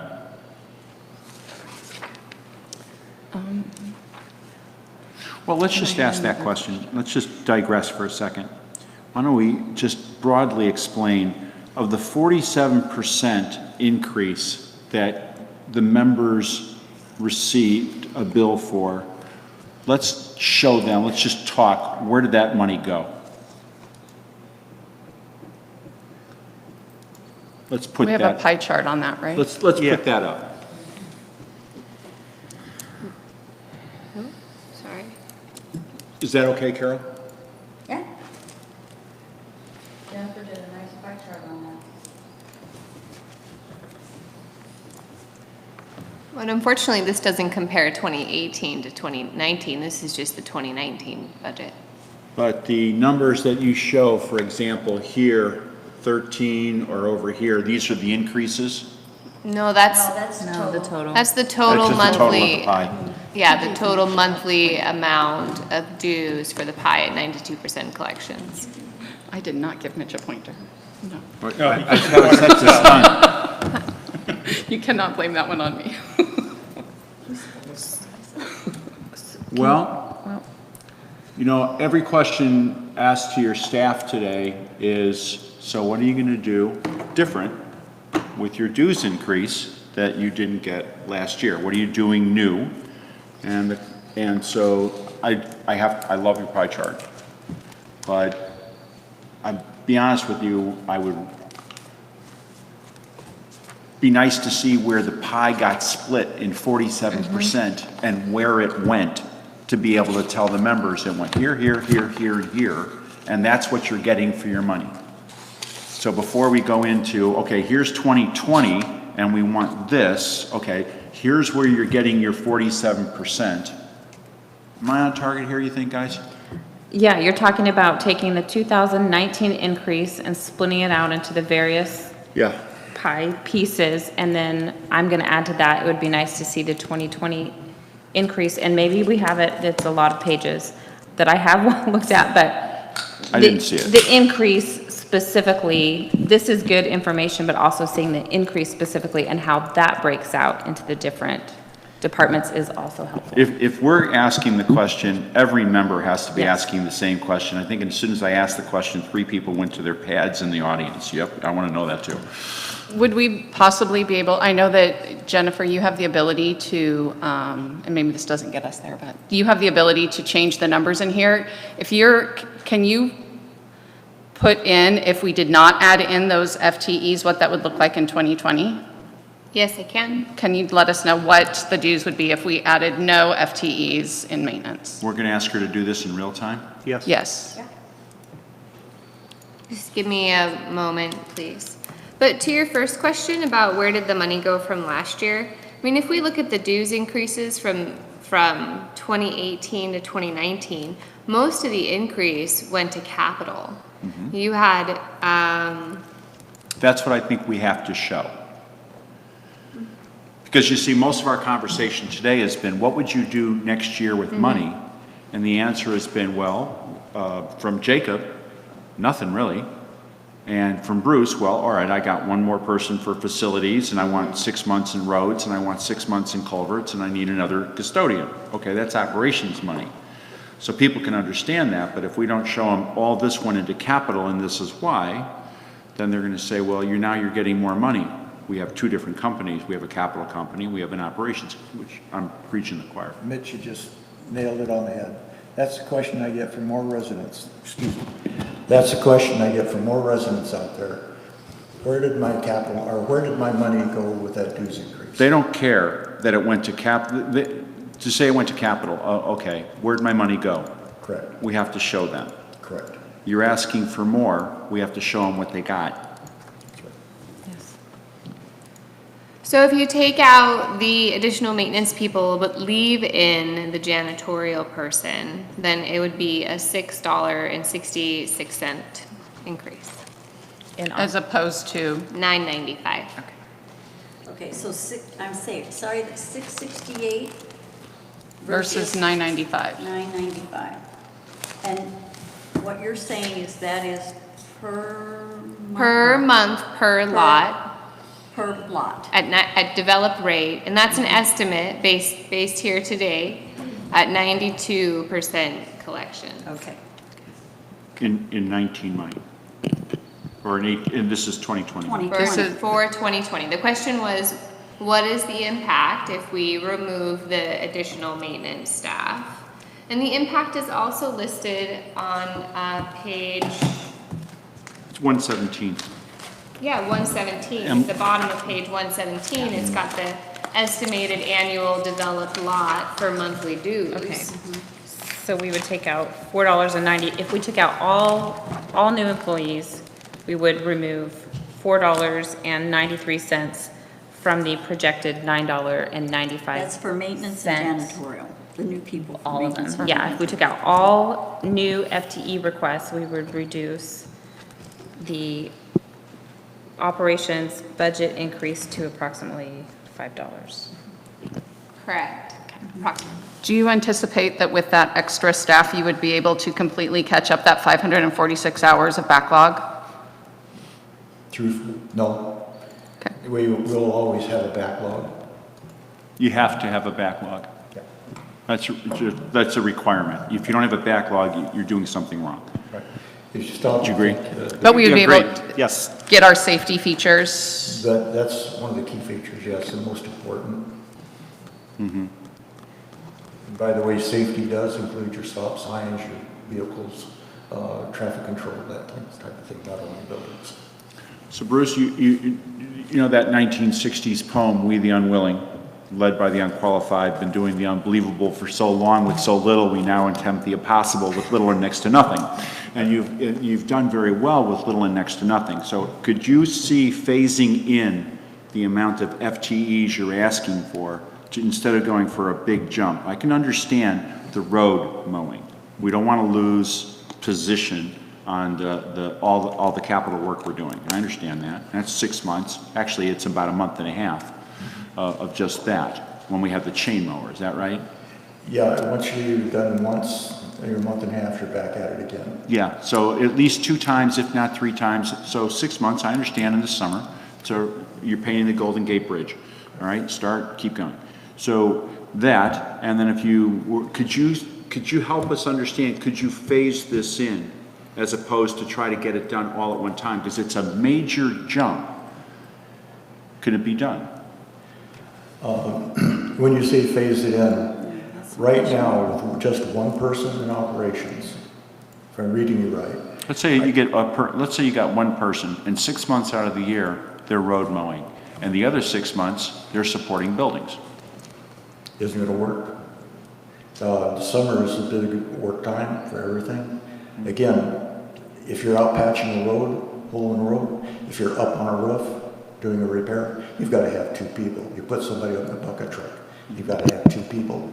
So I'm continuing in that scenario, pulling that extra person off to go support another. So no, it's a no-gain situation. This is the minimum that I see just to get someplace to where I could hold our own and concentrate on the safety issues. Who's doing the safety backup person right now for your one person who's doing maintenance? We don't do safety. Huh? We don't do that. We don't get on roofs. We don't do anything that requires. Okay, so you are not doing any of the issues or any of the maintenance that requires 2 people? No. Unless it's on roads where you have a crew. And that's a capital project, correct. Now, with that said, if it's an emergency, I'll shut down the vegetation control, 7 people, give them other work to get that safety issue taken care of. Okay, you may have already answered. Go ahead. Go. You may have already answered this in the last one, but I want to be really clear. If you were to sharpen your pencil as sharp as you can, what is the minimum amount of an FT? Is it half? Is it a full? Is it everything that you've asked for to ensure that our highest priority safety functions are taken care of in the valley? You're looking at it right now. The This full- this is the bear. I didn't come here to negotiate. Okay. We either approve this or we go through another year like we're doing this year. And you'll see further deterioration. the valley will get worse. Okay. So what impact, I'm still confused on the impact. What percentage of work will be caught up by adding these additional staff? Or are you just going to be maintaining the level that we're at? Or are we going to increase the amount of work that we do by 10% or 20%? Boy, if I was to take you through the maintenance, the routine maintenance, the sheets that we started to go through at that request, I'd be looking at all the safety features. So is everything going to get done? No. Right now I've got 2,000 hours this month. I've got one person. It's 173 hours per person. Does that tell you how many people I need to get caught up in just PMs and routine? Yeah. A lot.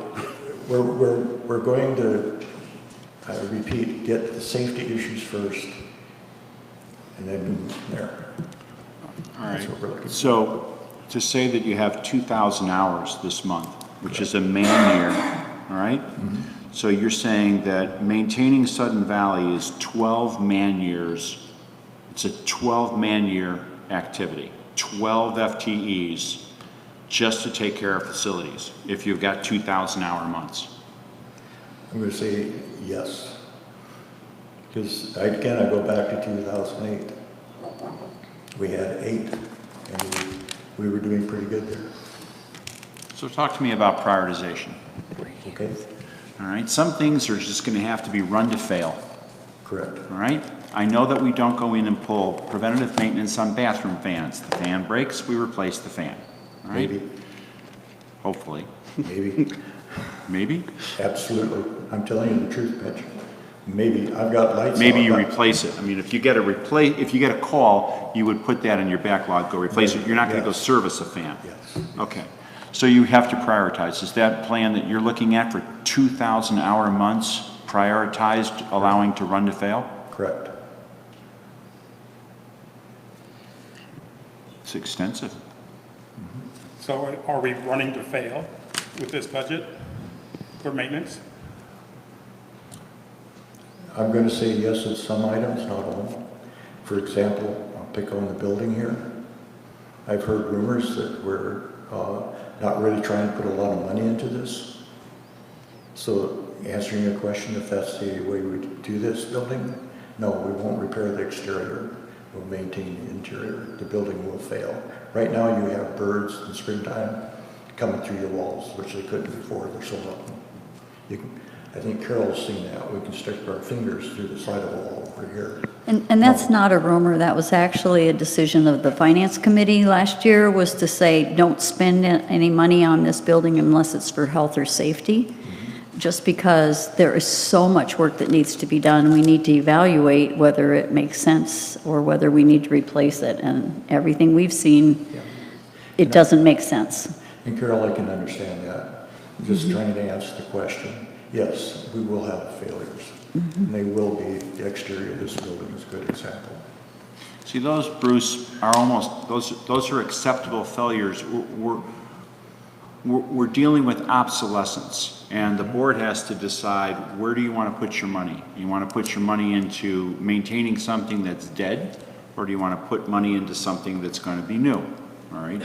And so that's a board decision. Absolutely. And but we did say, that was $32,000, I think, because you couldn't use there was it. no safe exit from this building second floor. Right. All right. So 2,000 hour months.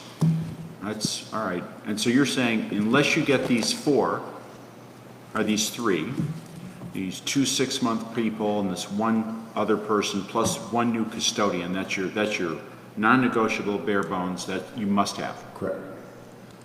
Okay. Thank you. Can I ask a question about the 2,000 hour months? Is that including both types of maintenance, the preventive maintenance and the corrective? No, just the preventive ones, right? Okay, so I'm going back to page 118 that lists it out by month, and we've got January 634, February 639. What are the additional 1,400 hours that are not listed in here? Okay, what you're seeing up here is what I put together as far as the hours up there. I use the term resource leveling. Okay, So at that point, not that it's gonna work this way, but you take April, 1,844 hours. It's my job to figure out how I can level that out.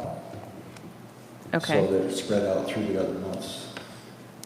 So, Right, I understand so that. Mitch was saying a 2,400, or is it a 2,000 hour month or something? It's not really every month, 2,000 No, hours. no. Okay, Last these are the hours that are represented. We're talking 634 1 month, et cetera, right? Okay, that's for your, Yes. can you go this way? Is your 2,000 including your janitorial? That's what I'm saying. Is your 2,000 hours including your janitorial? No. I got lost with the This is 2,000 hours preventive comes from. maintenance is Yeah. 634, for instance, in January. And You can go back into the spreadsheet that we started to go through. We start out the buildings. And all those hours, like the adult center is broken out. Isn't that? Is this where he's So if you look yeah, at but that's a year. I just want to understand your spreadsheet, make sure I Yeah. understand it. I guess what I'm saying is you've got a spreadsheet here for your preventive maintenance. You have another spreadsheet that shows your backlog of corrective maintenance. No, I don't have another spreadsheet for corrective Oh, maintenance. you don't, this is not corrective, this is This all is- preventive, but it's the backlog. This is the backlog, and I'm going to try to correct something here. We keep talking preventative maintenance. I'm going to clarify. Preventative maintenance is when you look at a piece of machinery to change oil. I got it, no, I understand. Take the filters out of or change the filters in the heating. Routine maintenance is when you system. go out Got and it. sweep the building. Okay, So this spreadsheet that you're looking at in the book covers it. Preventive and routine. got it. That makes more sense. Pardon? This makes more sense. Yeah. You need I took your numbers divided by 172. Now I see where you get the 3.7, I can see that now, all right? So that's not a 2,000 hour month. So that's a 634 hour month in January to do all the work you've outlined for routine preventative maintenance to keep the buildings in the standard shape they're in. Correct. If you had 3.7 FTEs, you could do that. Correct. All right. And the 10.7, remind me again, that's that's Firewise training, is that correct? Or is it Firewise, What we actually? do is we do the Firewise program, and then the culvert and vegetation crew participates in that. They're Okay. charged to operations. That's their training period. At that point, they become a cohesive unit that go out and work on the road safely. Got it. Okay, so that's great. You work them as a team or to teach them how to work as a team during that time, understanding all of our rules and regulations, et cetera. Correct. And then they go back and do the roads already built as a team. But in the meantime, they're doing a very productive program, which is Firewise. Correct. Okay. But many of those people are usually off on capital projects then, later in the year. When you say many of them, Well, you've got 10.5 in April. Where are they in May? when you say 10 and 5, Carol, I'm sorry, a little. You've got a 10.7, I'm sorry, right There we there. go, okay. And then down in May, we're at 4.4. Where are the other 6.3? Actually, the 10.5, I'm trying to make sure I get this right. That's the amount of people that are required for that month. For Right. Firewise Firewise and, and everything else you're Yes, doing? correct. Okay. It drops down to 4.4 the next month. right, What happened to those other 6.3 people? they're out on capital projects. Okay, that's what I was I was just making sure that I understood that. Okay, so they're no longer under maintenance operations, they are now working on capital road projects, Correct. mostly. So what you're asking for is operations money in this matrix to train people that are normally on capital work to come in and be trained on Firewise, Correct. all right? And they support Firewise and go back to their roads work, which is capital. Correct. Okay, so that's 1 month of a lot of bodies Firewise. So if you didn't have this, so here's the question. If you don't get this, you don't have the staff to do Firewise. Correct. And I hesitated that. Wait a minute, Okay, minute. I'll clarify that. because you did Firewise this year and you don't have that budget. If we didn't, how do I say, I didn't have the Firewise crew to train, we wouldn't have Firewise. So what you've taken the capital crew and you trained them this year to do Firewise, you took them off capital and they're doing Firewise. So you have the crew, but they're not charging the capital work, they're charging operations on Firewise. Correct. All right. So if you get this budget, then you can continue the same process you have now. Correct. But you will be burning your capital money as planned instead of having to steal from your capital project to do operations money, Firewise. Well, in 2019, the Firewise is budgeted in operations. That's correct. He And- just doesn't and have for- more bodies. And for 2020. There are more bodies in that month in operations. Yes. Not more total, just we're pulling them. Is that what you're trying to get at? I'm trying to understand the allocation Yeah, too. that's what I'm So, trying to get there. So the extra bodies that you hired, all right, so in this Can I one, try something here? So the extra Firewise bodies takes already paid 7 for. people. Period. right, Okay. Repeat So that. there's Say- one operations person. Firewise takes 7 people. Okay. Do it safely. So when we move ahead with the others, we have 2 full-times that are doing maintenance, are doing corrective maintenance, doing PMs. Does that make sense? you're load leveling your resources and moving someone over there, doing Firewise, and then they go back to their capital crew. Correct, correct. hang on, I need to back up, because I thought we don't have anybody doing that right now. I thought that's why we have such a backlog, is because we He don't. has one. He has And one. he has all these other people working on capital work. So he Right. needs 7, so he's got 1 extra person. So when he pulls 8 people off capital work, he's got an extra person, he shoves them over into operations. So we have nobody assigned to operations. You pull them off of capital and then put them on operations tasks. Joe, go ahead. Basically, yes. That's what Okay. happens. Bruce has to reallocate his staff for projects that is not budgeted for staff. Something bad goes down, something that needs to be done, yeah, he's got to shut it down and move them So he's continually doing that. Okay. all the time. Explain that to me then in the context of this bottom piece, again, this required versus actual FTE staffing per month. Because when I'm looking at this just on paper, it seems like, I mean, maybe not in May, but, so January, you're required 3.7 to do these preventive and routine maintenance tasks. We had, based on 2019 FTEs, 5.5, so we should have had the people in operations to do that. Am I reading this correctly?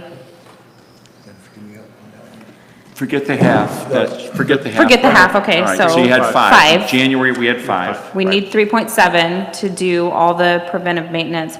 We had 5, so we should have had some people to do corrective actions, and that trend continues through until April, when Firewise starts. So I see. Is that correct? You're just asking, what do they do during the 6 months, January, February, March, October, November, December? Are these preventative maintenance tasks getting done? Yes. Because you have all your crew back in operations. Yeah, that's what I'm trying to understand. We haven't asked for a full year plus some seasonal people, and I'm trying to marry that up with what I'm seeing here, which theoretically, we should have the people to do some of that based on this, and line that up with what I'm hearing anecdotally, which is, no, we don't have those people. We're constantly pulling from capital. We don't have anybody assigned to The operations. capital crew only works from April through September. They're also seasonal staff. Okay, So he has 5 people, full-time. 5 maintenance guys, all right? And so he has them on facilities or operations, January, February, March. April, he hires 4 more. Okay. And Following so you. he now has only 1 in facilities on operations, and the balance are on capital. In April, May, June, July, August, September. And then October, November, December, he goes back to 5 maintenance people.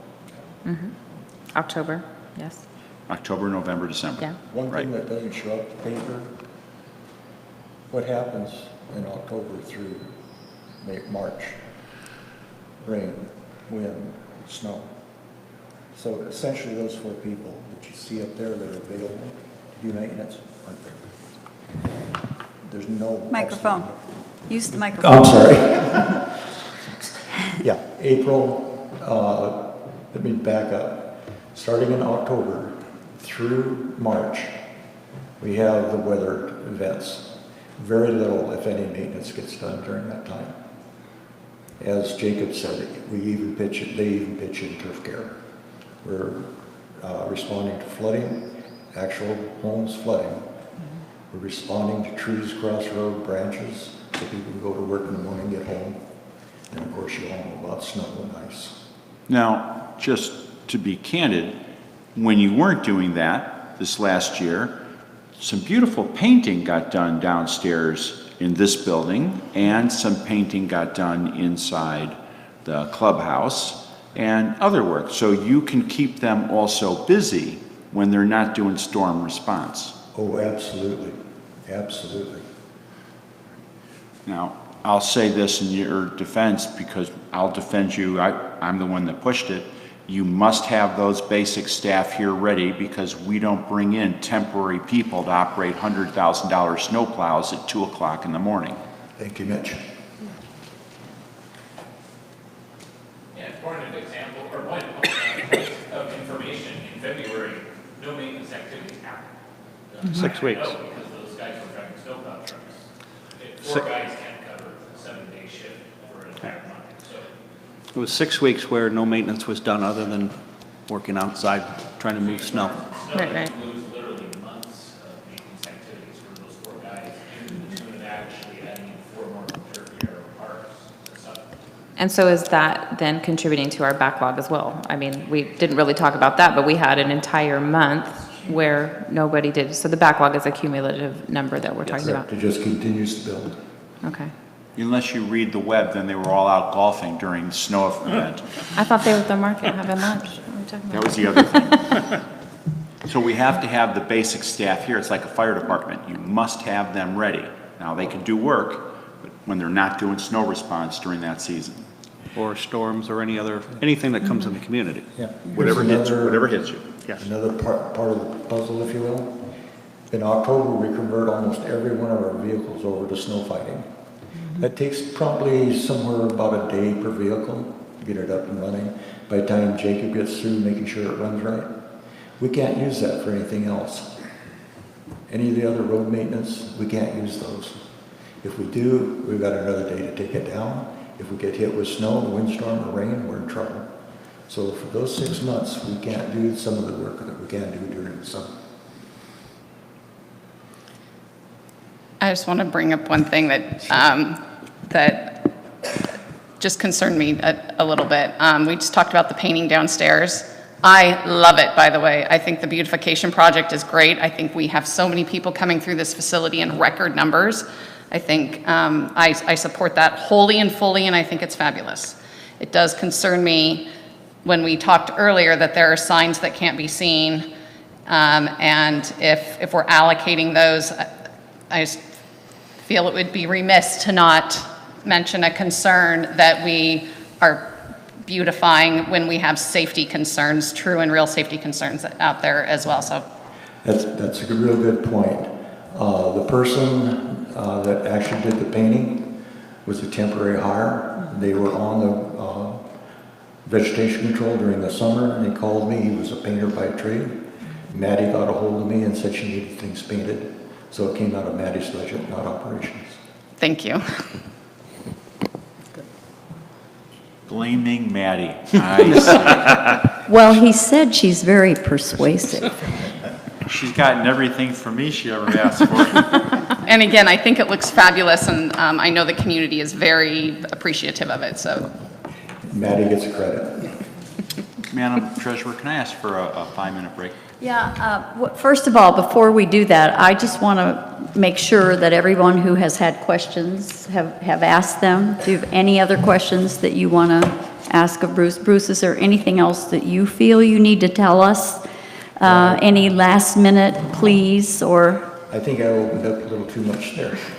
No, we needed to hear it all. We really did. So thank you for your time. Appreciate it very much. Okay, I'm going to recommend let's make it a 7-minute. Be back here at about quarter of by that. Arbitrary. That's sort of arbitrary. Okay. Okay. If we're getting Joe, started again, the next one. Yes, we are, please. Will be facilities, and it will be with, Jake will be presenting, and Bruce will be giving him some support on a couple of the items. Okay, great. Thank you. What page is that? Yeah, where are we to start? 5, but I don't think that's right. I'm sorry, what page? Hold on, we'll get it here.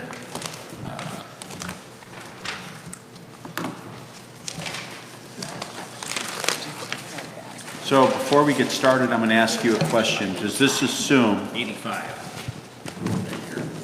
Go ahead. It starts in 85. So before we get started, does this assume the additional FTEs as requested by Bruce in this budget?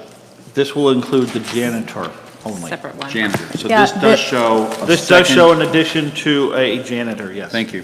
But it's not the 2 or the 1.1, it's Correct. not the 1 full-time and the 2 half-time people that you had for maintenance. This is a new person now. Additional. This is an additional. Right, Carol, we're addressing the facilities budget now. Got it. I just wanted to make sure we knew what we were including in that, so thank you. So for 2020, starting at the top for facilities budget, there's. So we're on page 85? Page 85. Page 85. Thank you. Mine, for some reason, is not corresponding, I have the wrong one. But anyway, I believe the numbers are the same. In facilities, one area that's included is rental income from Area Z dry storage. And there is a increased budgeted in that to more closely follow other storage options nearby. There aren't a lot. So is this an increase in the rental fee, or, oh, you're increasing the rental fee enough to bring it up to this 20,900? Okay. Yeah, that's Okay. a change there. 10%. Are we doing anything to the space to make it look a little more appealing? There's been, yeah, I mean, No. we have some bumpers we're trying to add this year, wheel stops. Okay. Do some, A little weed whacking and, okay. yes, there's not a huge amount of additional money or time allocated to that this year, but there will be a slight improvement, I predict, that would be seen in 2020. And I would just like to comment that whether or not we're able to do these additional small improvement at Area Z, that the rates have not changed at Area Z in over 20 years. So we are 20, going to 20 increase years. regardless. I'm with you. Yeah, just like everything else, So- yeah. so- But they've been held flat for 20 years. I get it. Yeah. And we're going up to market rate? No, No. only 10%. 10%, okay. And what is market, would you say? Well, it depends on each location, has different standards, Ah. and therefore what you want to pay, but in some cases, for storage of a motorhome in town or a boat, you're paying per foot. I think some of them were up to 40% more, admittedly in better condition. But fenced gravel storage lots. Okay. But you feel that the rates that you have set for Area Z are appropriate for the fact that it's here and the quality of the Yeah. space? Yeah, we're still near the bottom, but, or not the bottom, but in the bottom, it's still very reasonable. Okay. Is it fenced, like locked? Yeah. Okay. Yeah, it's fenced and, Secure. it's maintained Secured, with a that's card what I lock meant. system. So you have a card to get you in. There's some, Are we Yeah. at capacity, or how, or how close No, are we? There's I would, quick guess, I think there's about 5 or 6 spots, maybe 8 that are open. So we have some that are, so we have some room for growth. We have some room, we have room for growth, yes. Okay, thank you. Also, you know, anything that's rented out, so lease income on the restaurant, which I don't negotiate that contract, but that's indicated in there, and that's not something we're changing for next year. So, well, actually, it is a change there. Oh, it's contractual. Contractual change, apparently. And then we pop down, there should be no tax increase. It's added in. Salaries. Yeah, I'm trying to get down here. Salaries, there it is. So there's an increase in salaries for the facilities position, and that includes, we are, as Bruce can chime in at some point here, we have never had the capacity, having one janitor in Sudden Valley, never had the capacity to cover all of our cleaning and janitorial needs on a 7-day basis. Definitely since I've been here, the 8 years I've been here, there's never been more than one person, and it's hard to look at pushing revenue in some of these rental areas when, you know, for example, we're not able to service restrooms in the admin building on the weekend during busy times, you know, the marina during busy times that tend to be on the weekends. You just, it's impossible for one staff member to cover all of that. And we've even had to add some in rec, you know, for this building to cover the additional usage here. But one of the, I won't say downsides, but one of the opposite side of the coin of pushing for more use of our facilities is that they also require more, you know, cleaning and more,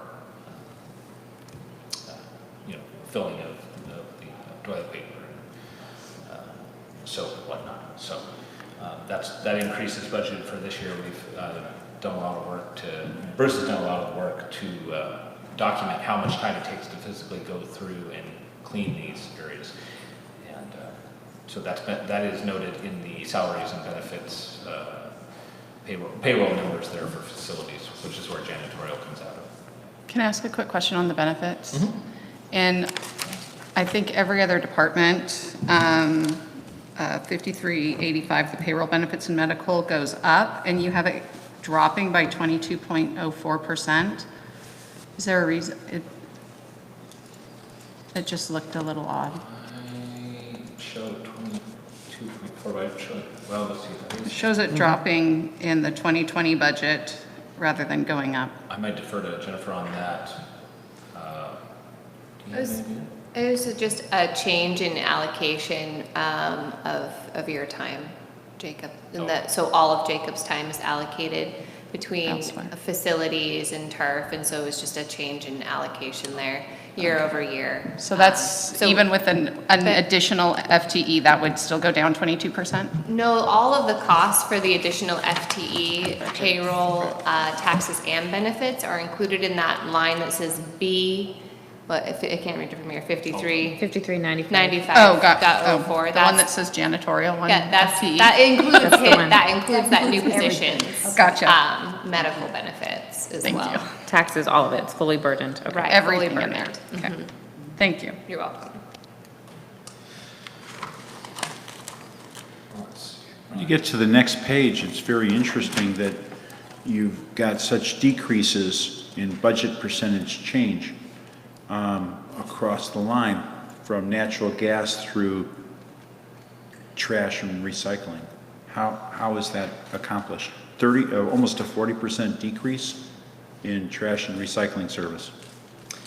I believe we have. I can Wasn't speak that- to that. Yeah, go ahead. In 2019, we budgeted for $5,000 of recycling services, and that's not enough money to do recycling for the Sudden Valley Association as a business, not for private homes. And so we removed that $5,000 because it seemed that in our budget assumptions for discussing with the finance and the board, that it was very expensive to fund, and that was not something that wanted to get moved forward. Thank you. I think we should also mention that before we began this budgeting process, we began with budget assumptions, and we talked about recycling as one of those assumptions.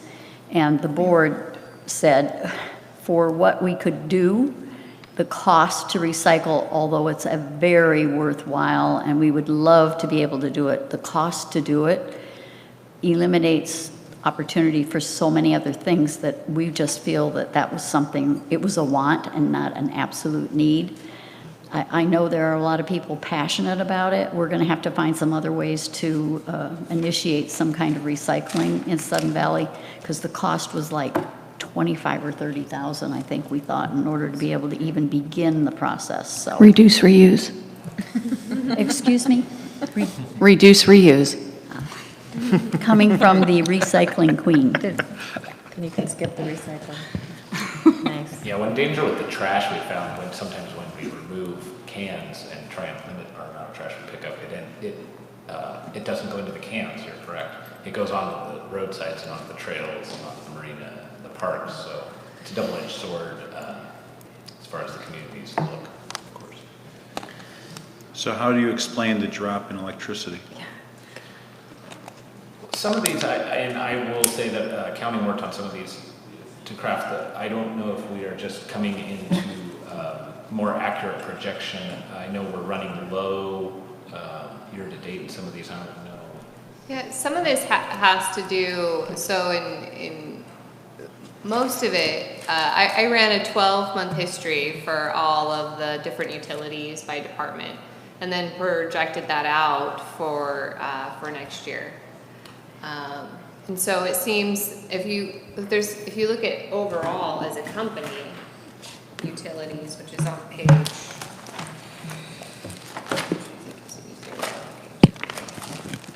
114. Some of the utilities now being allocated like pool costs to rec.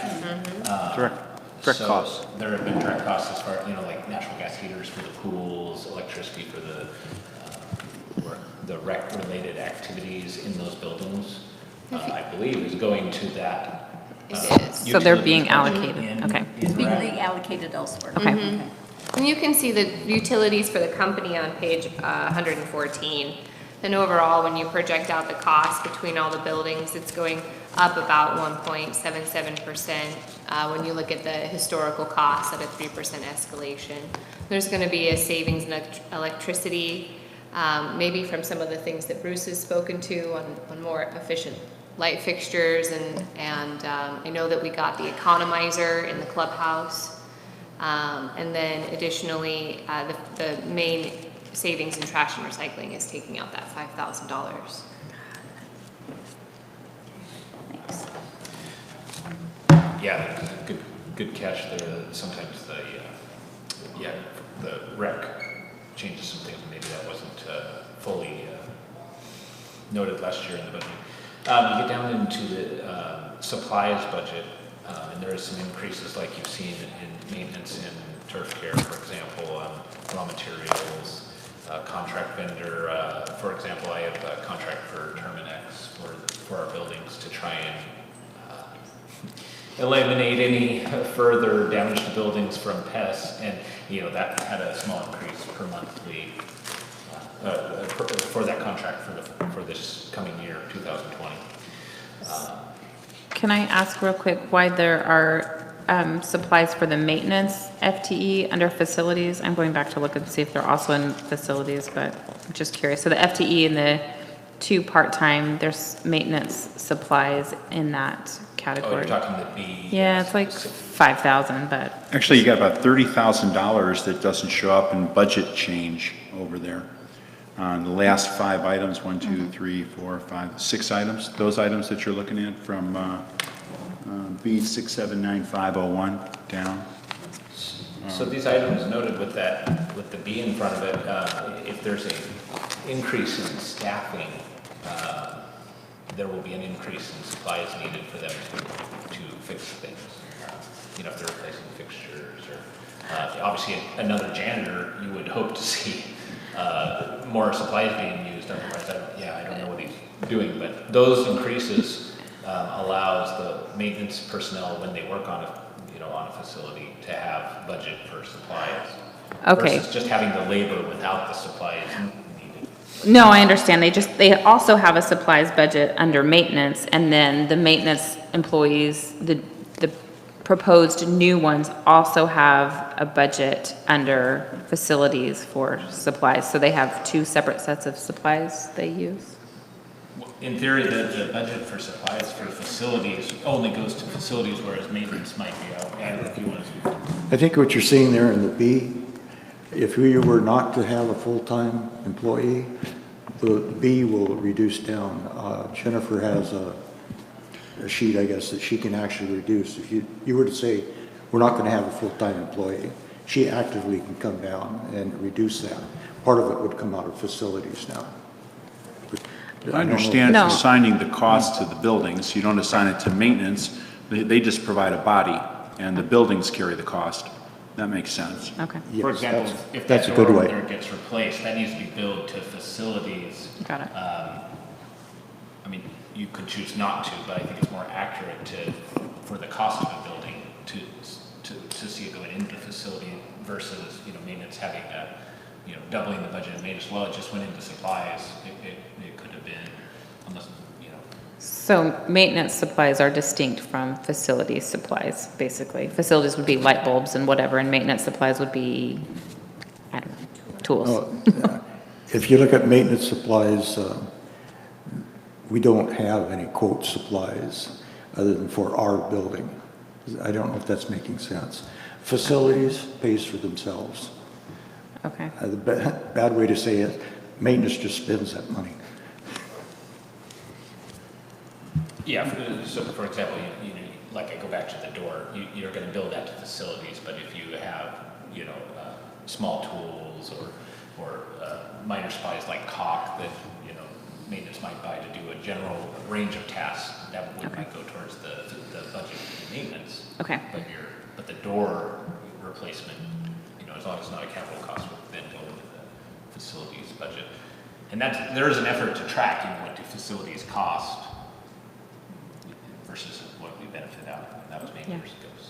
No, I appreciate that we track all of the costs related to any particular facility or facilities in general. Like it helps to know what the full cost of maintenance and operating a building is, so I understand that.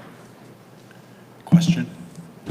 Your line 6515, building repair and maintenance materials. So your 2019 year-to-date, which I understand is just year-to-date, it's not a linear projection, is 995, and your budget is 21,004. So you, by your word, you're in the busy season, June, July, August, September. And up to now, you're halfway through the year, you've spent an extremely small portion of your maintenance budget, and you're asking for an increase. Is this also assuming that you're going to be doing more work next year because you're going to have more maintenance staff? Yeah, and I'm seeing that line there. The projected looks closer. I'm not quite sure why there's that discrepancy. Obviously, there's the year-to-date actual is very low, but the projected is much higher. So I would have to research why that discrepancy for this year is present. I don't have that. I don't have the information in front of me why that's. So, because the projected number seems to follow the budget more, and yet our year-to-date is low. So I don't know if there's a cost for something that's coming that we're accounting for. I'll have to get it to you. well, as Bruce had pointed out, you're very, very short in your staff support for your facilities, if I got that right. And so if you don't have staff working your facilities, you're not going to be drawing down doing repair and maintenance on facilities you don't have staff working on. So one's a function of the other. All right, but you're still showing, so I'm wondering, the 10% increase from 19 to 20, which is not a big amount, Right. but it's, $2,000. Is this presumed because you're going to have more people working your facilities is the question. Yeah, I mean, there's some of that also that's, factored in the supplies down at the bottom, but also the hope that, the realization that there will be more things we have to fix on our facilities due to their age. I'm a little concerned that year-to-date actual might not be accurate, because I know I've signed an invoice, maybe not as of this date, in excess of that, so. Okay. I will have to look into that, Mitch, and get back to you, because something I believe is, Because the Not bottom line, on 6796, you jumped from a 2019 projected of 3,000 to a 2020 budget of 8,300. So that, along with the increase up above, it's like, okay, what are we up to? for other ordinance 67, I'm not going to try to pin you down now. It appears that, okay, we got other, with asking for the extra facility staff, and you're asking for extra budget for the tools, their consumables, the work products, so they can do their job. right. That's what it appears to be. Yeah, I'm not, it shows the zero in that line for this year's budget. I'm not aware, I did not craft the budget for 2019, but for 20, I'll have to refer to my notes and get back to you on why I recommended 6796 having that balance. I'm good. I think there's actually several of those There's items that are. 67.95 as So if you well. look at, if you actually look at 6515, 6520, I'm looking at history of what has been spent. And then the fact that at this point, our year-to-date is very low, and it could be because it's only June.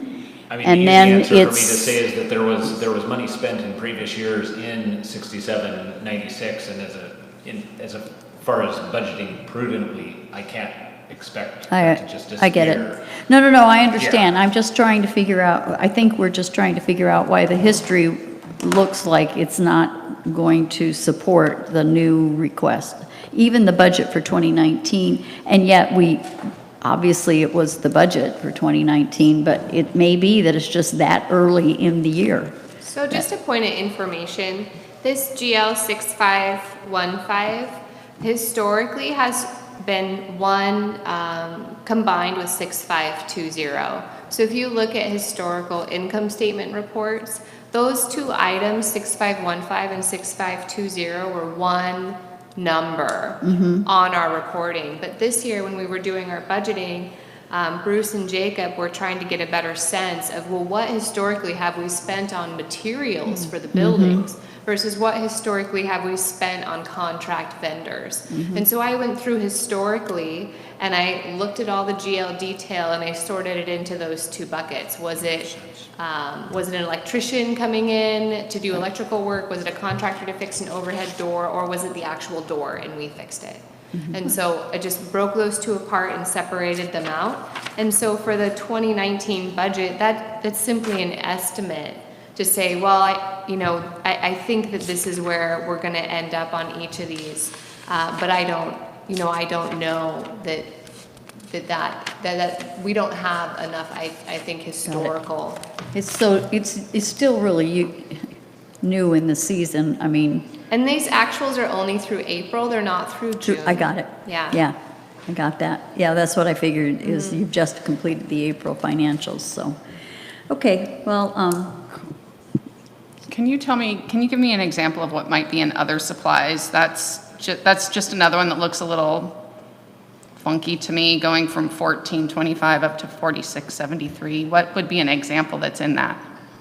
I can, other supplies. I can look back on the history. We have spent, anywhere from $13,000 all the way down to $35, depending on the year. Yeah. In that GL. But the GLs carry over to each department. I know in turf, we, it's minor supplies, outlet covers and things of that nature. It just seems like in the historical, granted, in 2015, we had 13,000, but it seems like a big jump. It looks like it wasn't in the 2019 budget. There's a zero in 2019 But budget. again, I Obviously, think- there's actuals there, but that seems like a big jump I to me. think to Jennifer's point, there has been movement in and out of GL codes of some things to try to clarify, and that may be part of what's going on here. Don't know. Yeah, Good. we, It's a good there question. again, I can make a note and get back to you with more information on that. Okay. To follow up. Generally, I think looking at this budget for the first time this year, I was concerned when there was money spent in most of the previous years and yet maybe not budgeted. I don't, from accounting side of things, I would hate to see money being spent and you expected to spend none. But I Yeah. can get you the actual information of what's going in there.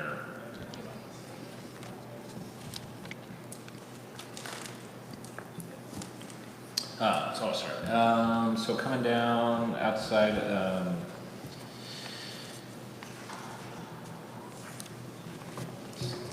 facilities, lease and rental.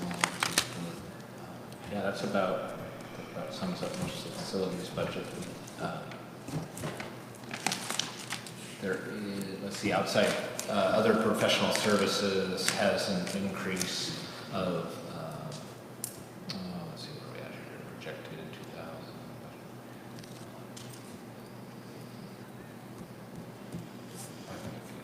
2000. Yeah, there's I guess a reduction in the, go ahead. CAD drawings. Oh, that was the CAD drawings line item for when we were, in maintenance connection for our buildings, we have some CAD drawings that were budgeted for completion. And so because those are completed, we're budgeting for lower amount for the minimal changes. Is that 7095? Is that what we're talking about? Yes. Okay, thank you.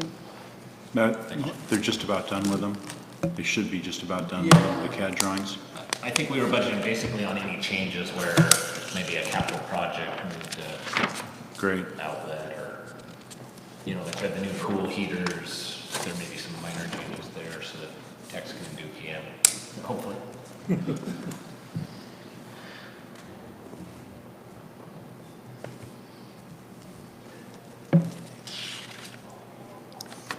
Any other questions as to the facilities budget?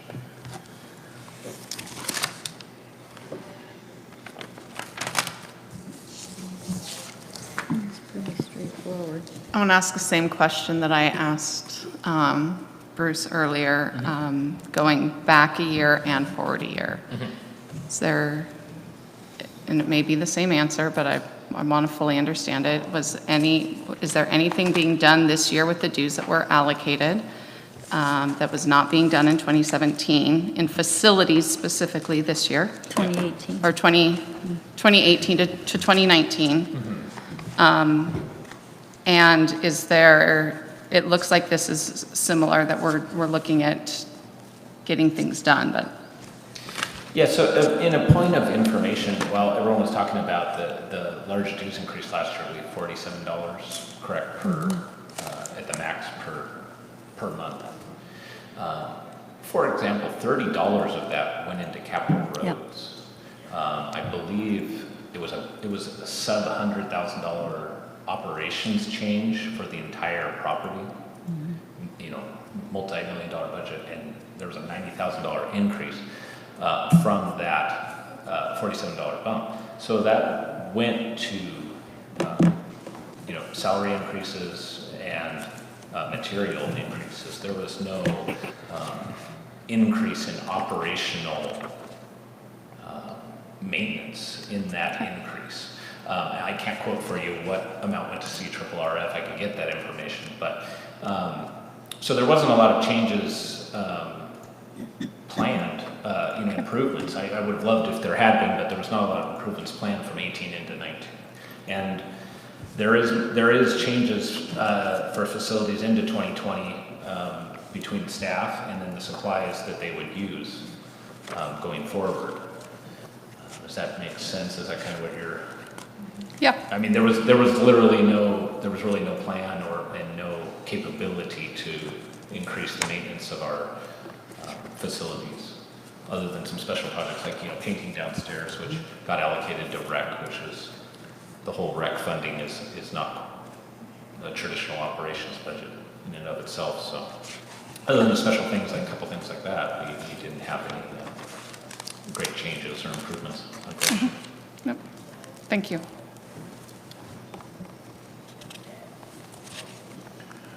Question for you, ma'am.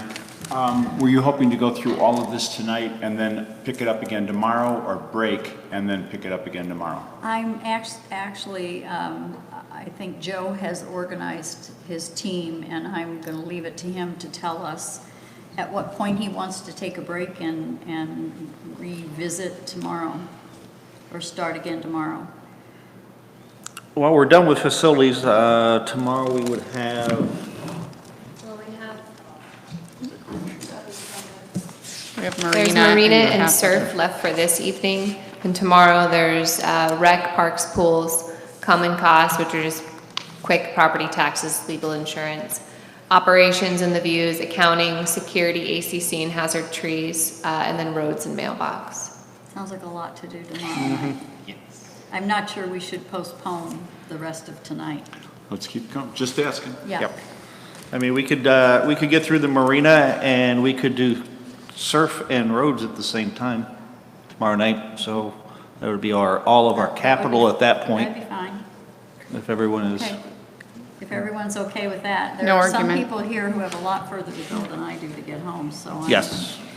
Yeah, Jake, unless you're all staying here tonight, I thought this was an all-night study session. Did you bring your sleeping bag? The Krulak Hotel has opened. Can I ask a question about this page 117, the one that is the cost detail for the potential new maintenance and janitorial stuff? Maybe I am missing it, but I'm looking for this, so we have this GLB 6795 for the budget supplies. And I'm not, oh wait, I see it. I feel like it's not, I'm not seeing it for the janitorial FTE. Am I missing it somewhere? But I'm seeing supplies in here for that person. 6795.04 for the janitor. Yes. It's listed on the facilities detail. Not under maintenance. It says maintenance and janitorial staff. What's that? 8223. So, on page 80. Page 86. Yeah, so there's budget supplies, janitorial, FTE, 10,123. And then in this schedule on page 117, it's 8223. Oh, 10,123, it's the total, okay, it's just broken out more. It's more detail, I guess. Yeah, so I did that with Okay. each of the items. I didn't want to create special budget GLs for each of these items, so you'll see that the total that's highlighted under the bold line. Got it. That's the total that And it flows ties. through, and then the Okay. detail is here. Thank you, I You're appreciate that. welcome. Thanks. And then, are there any costs for this additional janitorial FTE that are not operations costs? Are there any capital side costs that would be incurred? Vehicles, transportation. A vehicle? Yeah. What are those run? What's it, and I'm assuming, so that would be a new capital request. Correct. Do you have an estimate for? Yeah, and I mean, it would be a tough one. We'd have to really look at that because, you know, if you're going from 5 to 7 day a week janitorial, in theory, you could have, you know, it hasn't happened yet, but you could have a shift setup where you have one vehicle shared by a staff member working maybe 4 days on, then 3 days off, and then 4, you know, so we may be able to get away with one vehicle. Don't quote me on that, but. Okay, so potentially one vehicle, not definitively. Yeah, just one vehicle. With extra wear and tear because you're using it twice as much.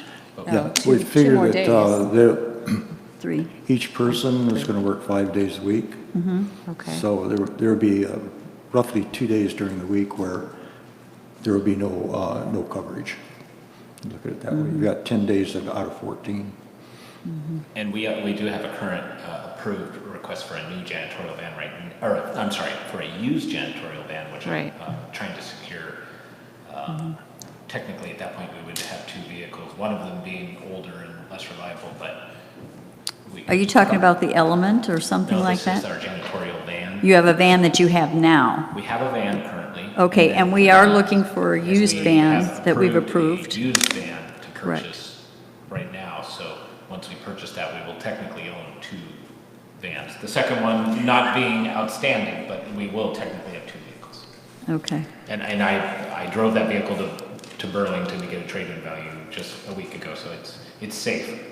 So you would then not trade it in if that were the case, correct? We could start there. I'm sorry? We could start there. Jacob, Start with the old it's vehicle. a piece of garbage. Don't do this. I'm looking for a- I think your first comment, you should explore 4, 3, 4. You should explore that some more. We're trying to do this on the fly. You've got a concept. I don't think we should try to get you to pin you down and solve it right now. I agree. We could pick this one Yeah. up again. It needs more study. And this maybe has been asked in a different way, but again, I'm just, any regular member, with this additional janitorial full-time person, what am I going to notice different? Good question. Here I go with examples. Go into the clubhouse after the work here, walk up the stairs from the golf and take a look underneath the seating and the display there. There's dust bunnies all over. Just real quick, if you want to see what we're able to do, if you go back to your handout, see if I get the right pages. 132 and beyond. There's a page 132. Okay. If you look over on the right-hand side, where you see the orange, that is not done now. Would we be able to do all of that with the new A employee? really good portion of it, Okay, yes. Right now, you've got one person working 3 hours in one building, 3 hours in another, and then covering everything else when he can. and we are paying, if I recall, from UDR, Ken's, employees from Ken's to do some janitorial currently, is that correct? I didn't get the first part. We're paying, what is it, $1,200 a month, I think, for a Ken's Cozy Kitchen to do some janitorial work Oh, I'd here have to- in this building? I don't know about that, but is that right? Yes, that's correct. It's funded through June. Okay, through June. And so if we hired this additional employee, would we still need to continue that contract with them, or would this replace that? I need to talk with Maddie on that, Okay, because this is her building. all right, I'll talk to Maddie about that tomorrow. And I think, when in the summer months, especially down at the marina, I think if we were all to take a trip down to the marina, especially on the weekends, whenever that staff, our current janitor can't work, you're gonna. It's a disaster. You see, it is, it's a bit of a disaster in AM/PM Beach and, the restrooms, El Agave, you get some overflow there into the restrooms up and down and stuff's just maxed out. There's no way for one guy to work 40 hours and clean. all day. So it's primarily focused on weekend work. It would fill the gap of weekend work that's not getting done Right. now, 'Cause plus some I additional things. envision the shift in the middle of the week changing, so we always have weekend coverage. Mm-hmm. That's a big, How does the janitor that we have now, the custodial person that we currently have working for us, how does they, or is it you, who makes the determination of all these requirements, that what does get done and what doesn't get done, and is it just not done, or is it just postponed and stretched out over a longer period? What is the deal? really, I put a lot on Chris. If you look on, again, the right-hand side where there's numbers, those are the things I tell him are his priority. He actually walks in the morning and walks down the hall and starts looking and decides. If he walks into the bathroom and that takes a major cleaning, the halls don't get done. Maybe the ADA bathroom doesn't get done. Yeah, I guess I'm concerned about health issues, because if a bathroom needs cleaning, I you can't agree wait a with you week to totally. do it in a facility like this where it's being used so much during the week, so. And Carol, I'll be straightforward with you. There's what we call a wipe down, and then it's sanitized. A wipe down, you should come in, you look at the sink, if it's got water on it, you wipe it and you leave. If the toilet is dirty, you clean that, and you forget the wiping down the sink. That's the way we have to do it right now. And just to support Bruce on this, I mean, if you have one person, one staff member completing a job, not only, if this is a person that can take time off, occasionally they're sick, things of that nature, there is no backup. So then, just to point out why maintenance sometimes, people look at this backlog, well, they do make it happen. A maintenance person will fill in, you have, revenue creating sources here, and we have to clean for that. You have to clean offices, you have to dump garbage. So when one staff member isn't in for some reason, because they're sick or on vacation or whatnot, then a maintenance staff has to do it. So then that reduces your amount of maintenance tasks being done. And, so that's what, having a second person to fill in would be better. So are we paying the same amount to a janitor or custodian as we are to a maintenance person? Or is No. that maintenance person being paid a lot more to empty a wastebasket than Yeah. we would like When to? he's not here, it's very expensive. Got it. Thank you. To clarify, everything that in orange on the right side of 132 to 159 is not being done. Correct. Wow. You're not going to get it with Well- one more person either, not all of it. No, but we'll get a good portion of it. Your bathrooms will start to be sanitized. That, to me, if I was to say, is really important. Well, and refrigerators sanitized. Yep. Okay. That's, this is very detailed and Yeah. it's Amazing. really good information to have. Thank you. Thank you. Just a little bit more clarification on that. Chris, the custodian, and I did this separately, and we were within 15 minutes, maybe at the widest point, and just a minute at the narrowest points. So I feel very comfortable with the So numbers. you had two people actually do this calculation, you and Yeah. the custodian? Okay. I did the initial, then I sat down without him seeing the numbers on the right-hand column and asked him what it took him to do. And his numbers came really, we'll just say it was right on. Good.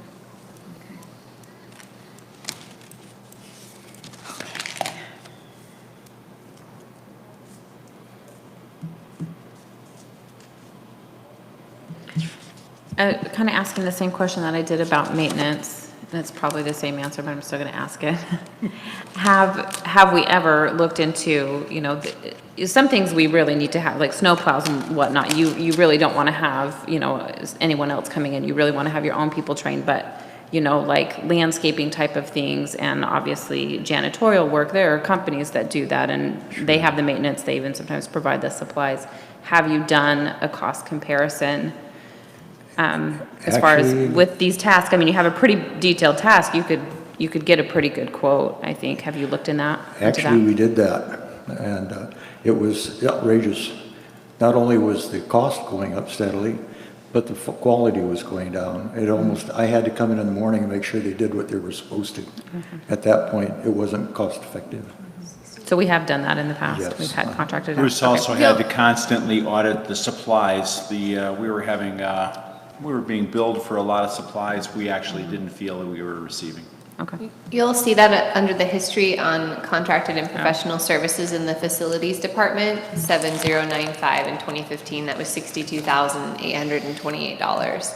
And that was for outside contracted janitorial. That Yeah, and to speak to like gate entrances on that, most landscaping contractors, I have gotten quotes on like gate entrance maintenance to contract that out. Most of them will want a 12-month contract. So you're gonna pay them even in months when they aren't doing a lot. And it's, their pay rates are higher than ours, just for their staff.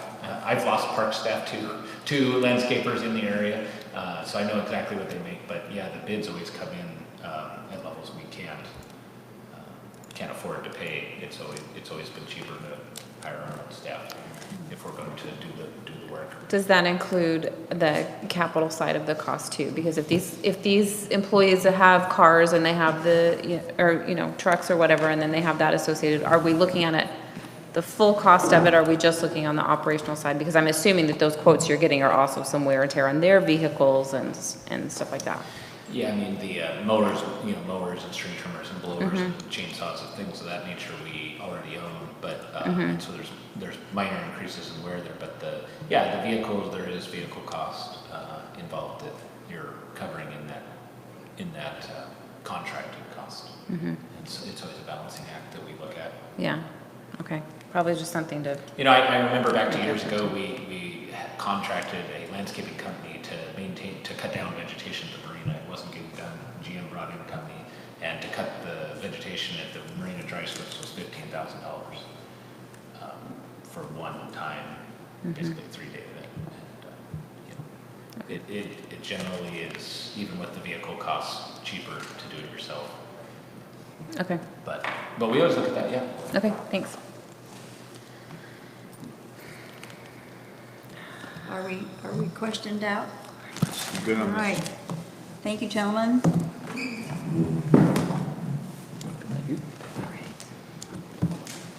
I will be doing marina. How are you doing? I'm good. I'll go over the marina.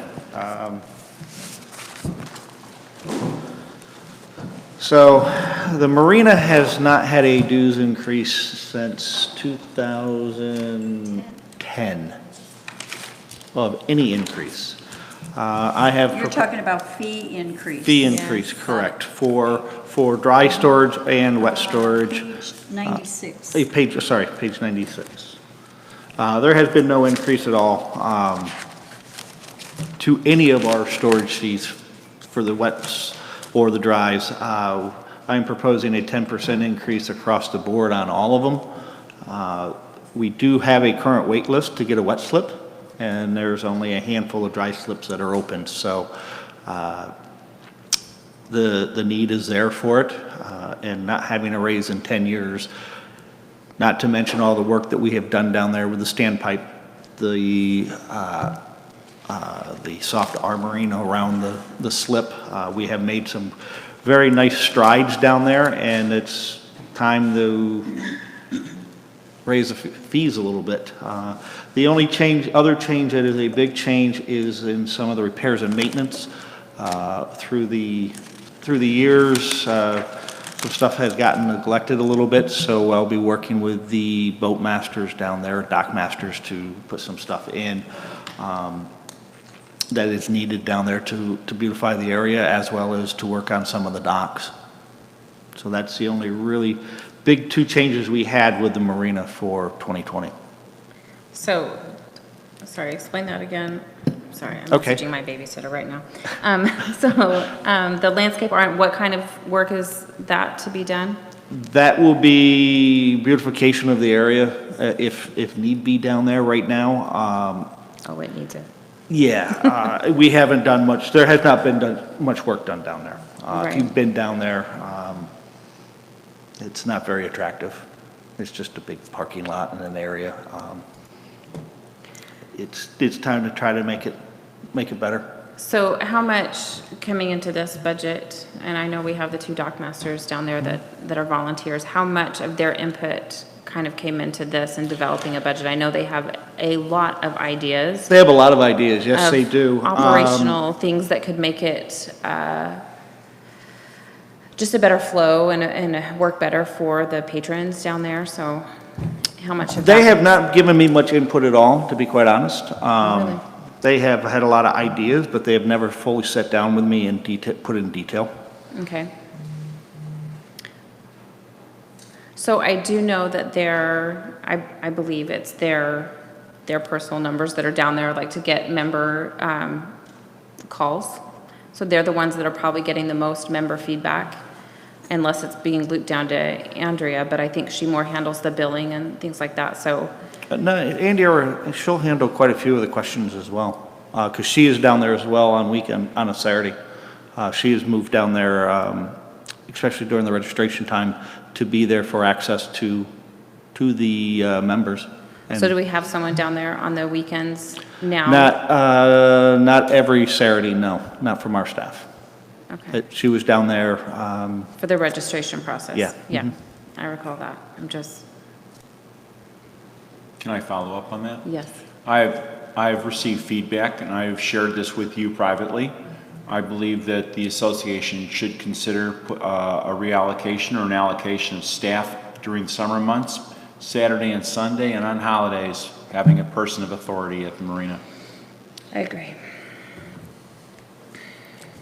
Okay, reallocation, and I'm assuming that that's a conversation you've had with Joe. Do you have an idea of? No, I think this is a GM discussion. I suggested to him that he should consider putting a staff person down there. And of Okay, course I he hear said- what you're saying, And he but said, so where would you get that? And I said, well, that's a good that was the question. question I was going to ask you. That's a good question, Okay. Joe, and I think Yeah. you should consider an answer. Yeah, okay. So I'm hearing about how strapped we are already with staff and. I would have to where you- see if I could do some reallocation, tear it apart a little bit with security and do some reallocation. I of believe hours. there's funds to be made here. Yeah. We have a we know that if it's not in the reserve study, it needs to be in the reserve study, a complete rebuild of our gate system. People are using our access and we're not getting funds for it. All right, and it's happening. And, It's something that has gone on for many years down there. This is Yeah, not a and new I, scenario. we've already talked about the issue and the fact that it's extremely hard to, okay. So what I'm hearing is it's a wish list that would be nice, but we don't have a solution yet. No, not yet. something to be okay. considered. That's Something all to I'm be bringing considered to at the the table. I just wondered if it was something we should be considering tonight, but it's not ready for consideration. Well, so from a broader perspective, you do have people that are paying a fee to have a nice experience down there, to be able to go on the weekend when most people do boat and be able to get their boat out of their slip and down, have the access card work and get down the boat launch. Frequently, it happens where there is some sort of issue, either a car's blocking your slip or an access card not working. And so this would be covered. I realize that we kind of allocate marina fees and then they go other places, but the cost of which is actually covered by the fees that people are paying. So even though it would be a reallocation of things, I don't know that it is unreasonable to kind of have this expectation that if we're going to increase fees, we're also going to be focusing on helping those marina users to have a better experience. The capital portion that we invested in is a little bit separate. We have paid for that. That is being paid for already through dues and through a dues increase. And whereas it does, improve the property, if you follow the money trail, it's just a little bit odd for the marina, how it works. We pay fees, they go into operations, some of it gets spent on the marina, some of it goes to other parts of operations, and then when we have a capital improvement project, that's paid for through dues, through capital dues, and so it's just a little bit tricky down there, but I think from speaking to people that I have, there is this underlying feeling that we need to be doing more down there from an operations perspective, not just the capital perspective, but from an operations perspective. The 10% increase, which I think is warranted, but then people want to also understand that they're getting their value for it. And Right. it is a privilege, and to see people using it for free is a very big irritant. And also the, inappropriate parking and people Yeah. yelling. And Yeah. it's, I think, something that we should be considering. I'm in support of what you're saying. I just want to point out that it's great that we have this marina as an asset for the association and that it can help subsidize what's going on elsewhere in the association. Otherwise, our dues on a monthly basis are going to need to go up to cover the additional expenses down at the marina. And I'm not disagreeing with anything that you're saying up there for what may or may not need to be done at the marina. But in 2019, every household would have to pay an additional $2.72 a month if you were gonna have it break even and not make any profit at all. So while you talk about adding a new staff member down there on the weekends or maybe doing some other improvements, and we have added in some funds for other improvements in 2020, you have to take into consideration that that increases the dues. Right, I understand that. What I'm saying is that when you're talking about how to allocate fees, outside fees that are coming in, the first priority is on that asset, on that facility, and then you go out and do other places. I'm not suggesting that we hire an additional staff, but there are some operational improvements that can be made down there that would ensure that if someone that is paying can actually go down, access their boat, and get it into the water that day. Sometimes that doesn't happen. You're paying your fee for the year to keep your boat down there, and the card doesn't work, and there's nobody available on the weekends. We've had ours, I mean, I'm speaking from personal experience here, but we've had ours blocked. So we're not able to get our boat out, and there's no, there's just really no one to call and to get cars moved around and such like that. So it's just focusing on it, not necessarily saying we have to put a lot of resources towards it, but when you have outside revenue coming in, I don't think it's unjustified to say, we kind of need to focus on this a little bit and have it be a priority, rather than something that it seems like in the past years has kind of just run itself. And I think it's time to put a little bit more focus on it, especially if we're talking about increases, which are probably warranted. We haven't done it in a long time, but then we have to do the other side of it as well. Okay. So there you have it. Okay. Anything, and thank you for the pie chart, that helps, yeah. And it shows you where all of the other dues are, or amounts are coming from in our dues, or our income, different incomes. So this is the full amount. It has. That's for total- 2019, and this is for 2019. 2020. And Joe, did you say you are looking at ways to do that already? Mitch came to me the other day and had a discussion. I also have a discussion with a gentleman on Friday to go over some of the same stuff. So it is on the plate to be looked at. Gotcha. So this shows the total dues amount, operations and capital, and gives you an idea of what things are spent on what. Correct, so this golden color is SURF, or, roads No, that's actually income. roads. Yeah, Yeah, it's kind yeah. of far away to read. Yeah, I know.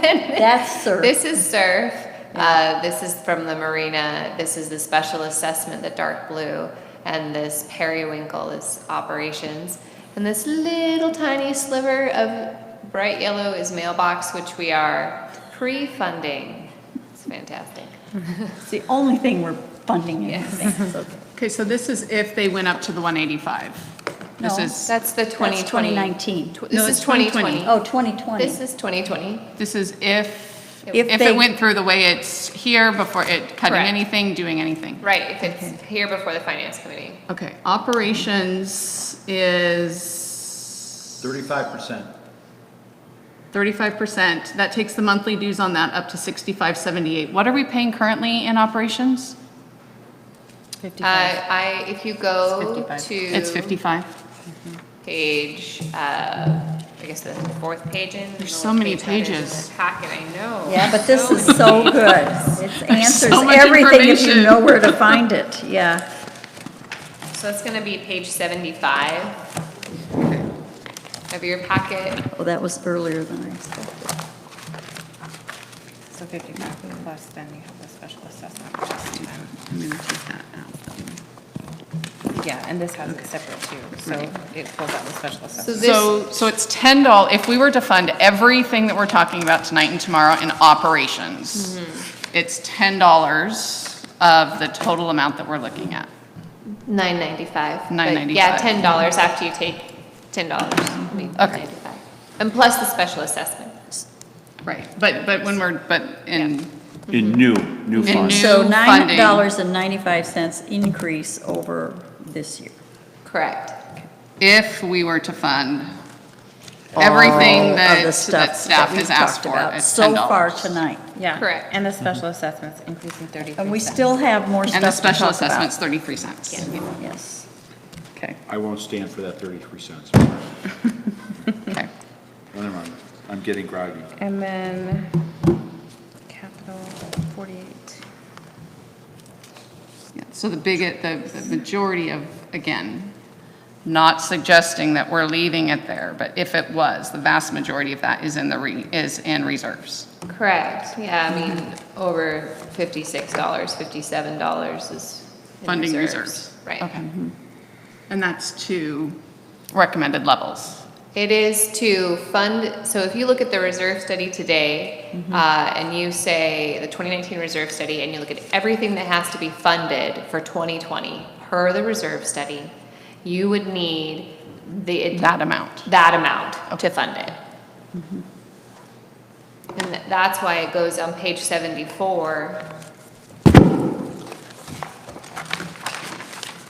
Oh, yeah. There it is. That's why you see these numbers in the additional assessments for your reserves go up and down so much over the years, is because some years you have more capital things that need to be replaced, like a new recreation center, whether that's a whole new building or a revitalization of this building. There's still that expense either way. You know, we finish our roads maintenance in 2022, so roads goes down. And then you finish off your other SURF items and it goes down over a couple of years. And you know, I think obviously when we're looking at this, it's a goal to see how you can even that out over the years.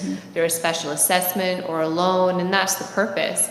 But just like at home, if you know you need a new roof on your house, a new dishwasher, a new fridge, and your washing machine for your clothes is about to die, you know, you have to find a way to budget for those new appliances and that new roof. And you want to look out and say, well, I think the roof can make it 2 more years. I'm going to start saving for that now so I can replace that roof. Or I'm going to take out a second mortgage and I'm going to do all these things, the roof and the appliances all at once. And so that's why we provide this projection, so we can take a look at those things and have the discussion, because it could affect what we do in 2020. Great.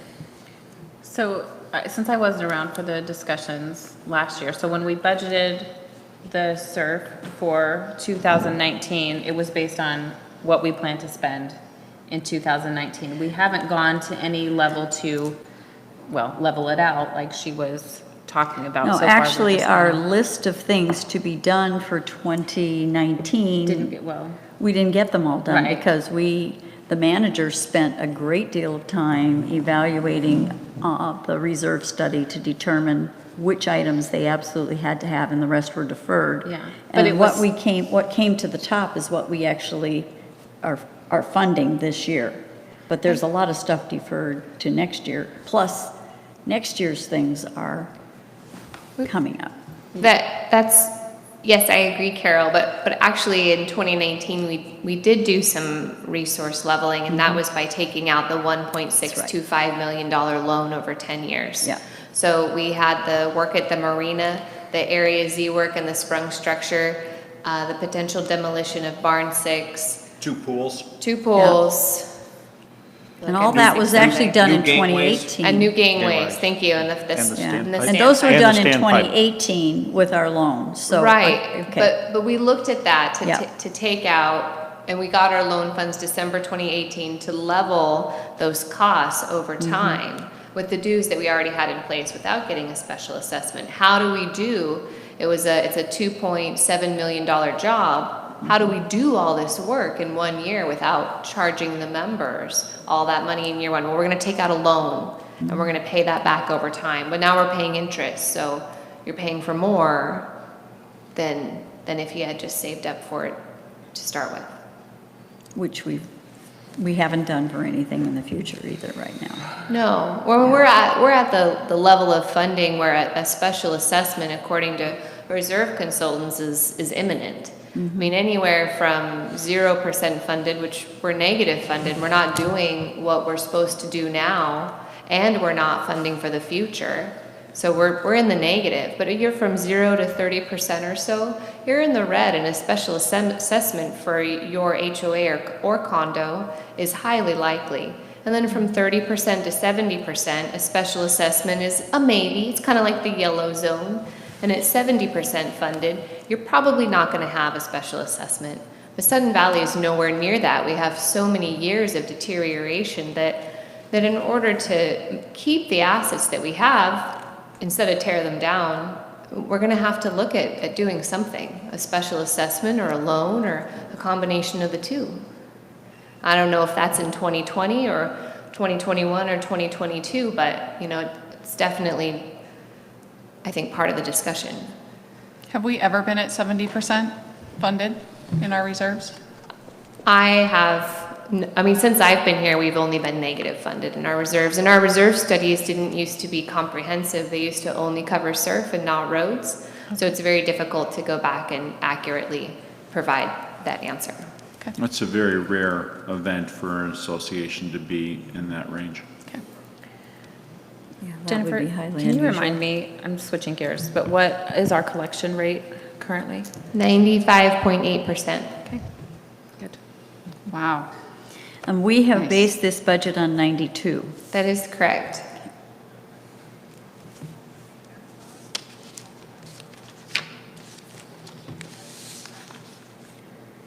Okay.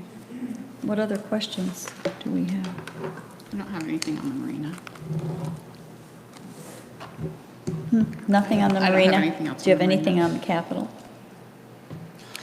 Well, I think we're burned out.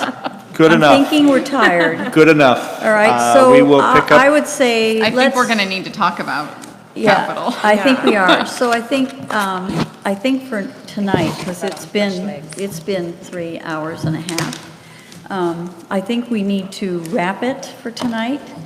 And if you have any burning questions that come up, we can always address those tomorrow before we move on with the rest of the managers. We thank you all for being here. Is Brian coming back too? Brian, will you be here again tomorrow? Oh, good, thank you. Okay, good. I had a follow-up question, but I'll wait till tomorrow. That way you can sit on pins and needles. it's going to be a good one. All right, so think it's I'll rude you entertain a guys made motion Maddie sit here to all night. adjourn. Actually, I'm just going to adjourn it because this is not your Robert's Rules Ready, kind of second. meeting. So we're done. we're done. We will Thank you, see everybody. everyone tomorrow at 6:30. See you, Thank same time, same place tomorrow. Want this back?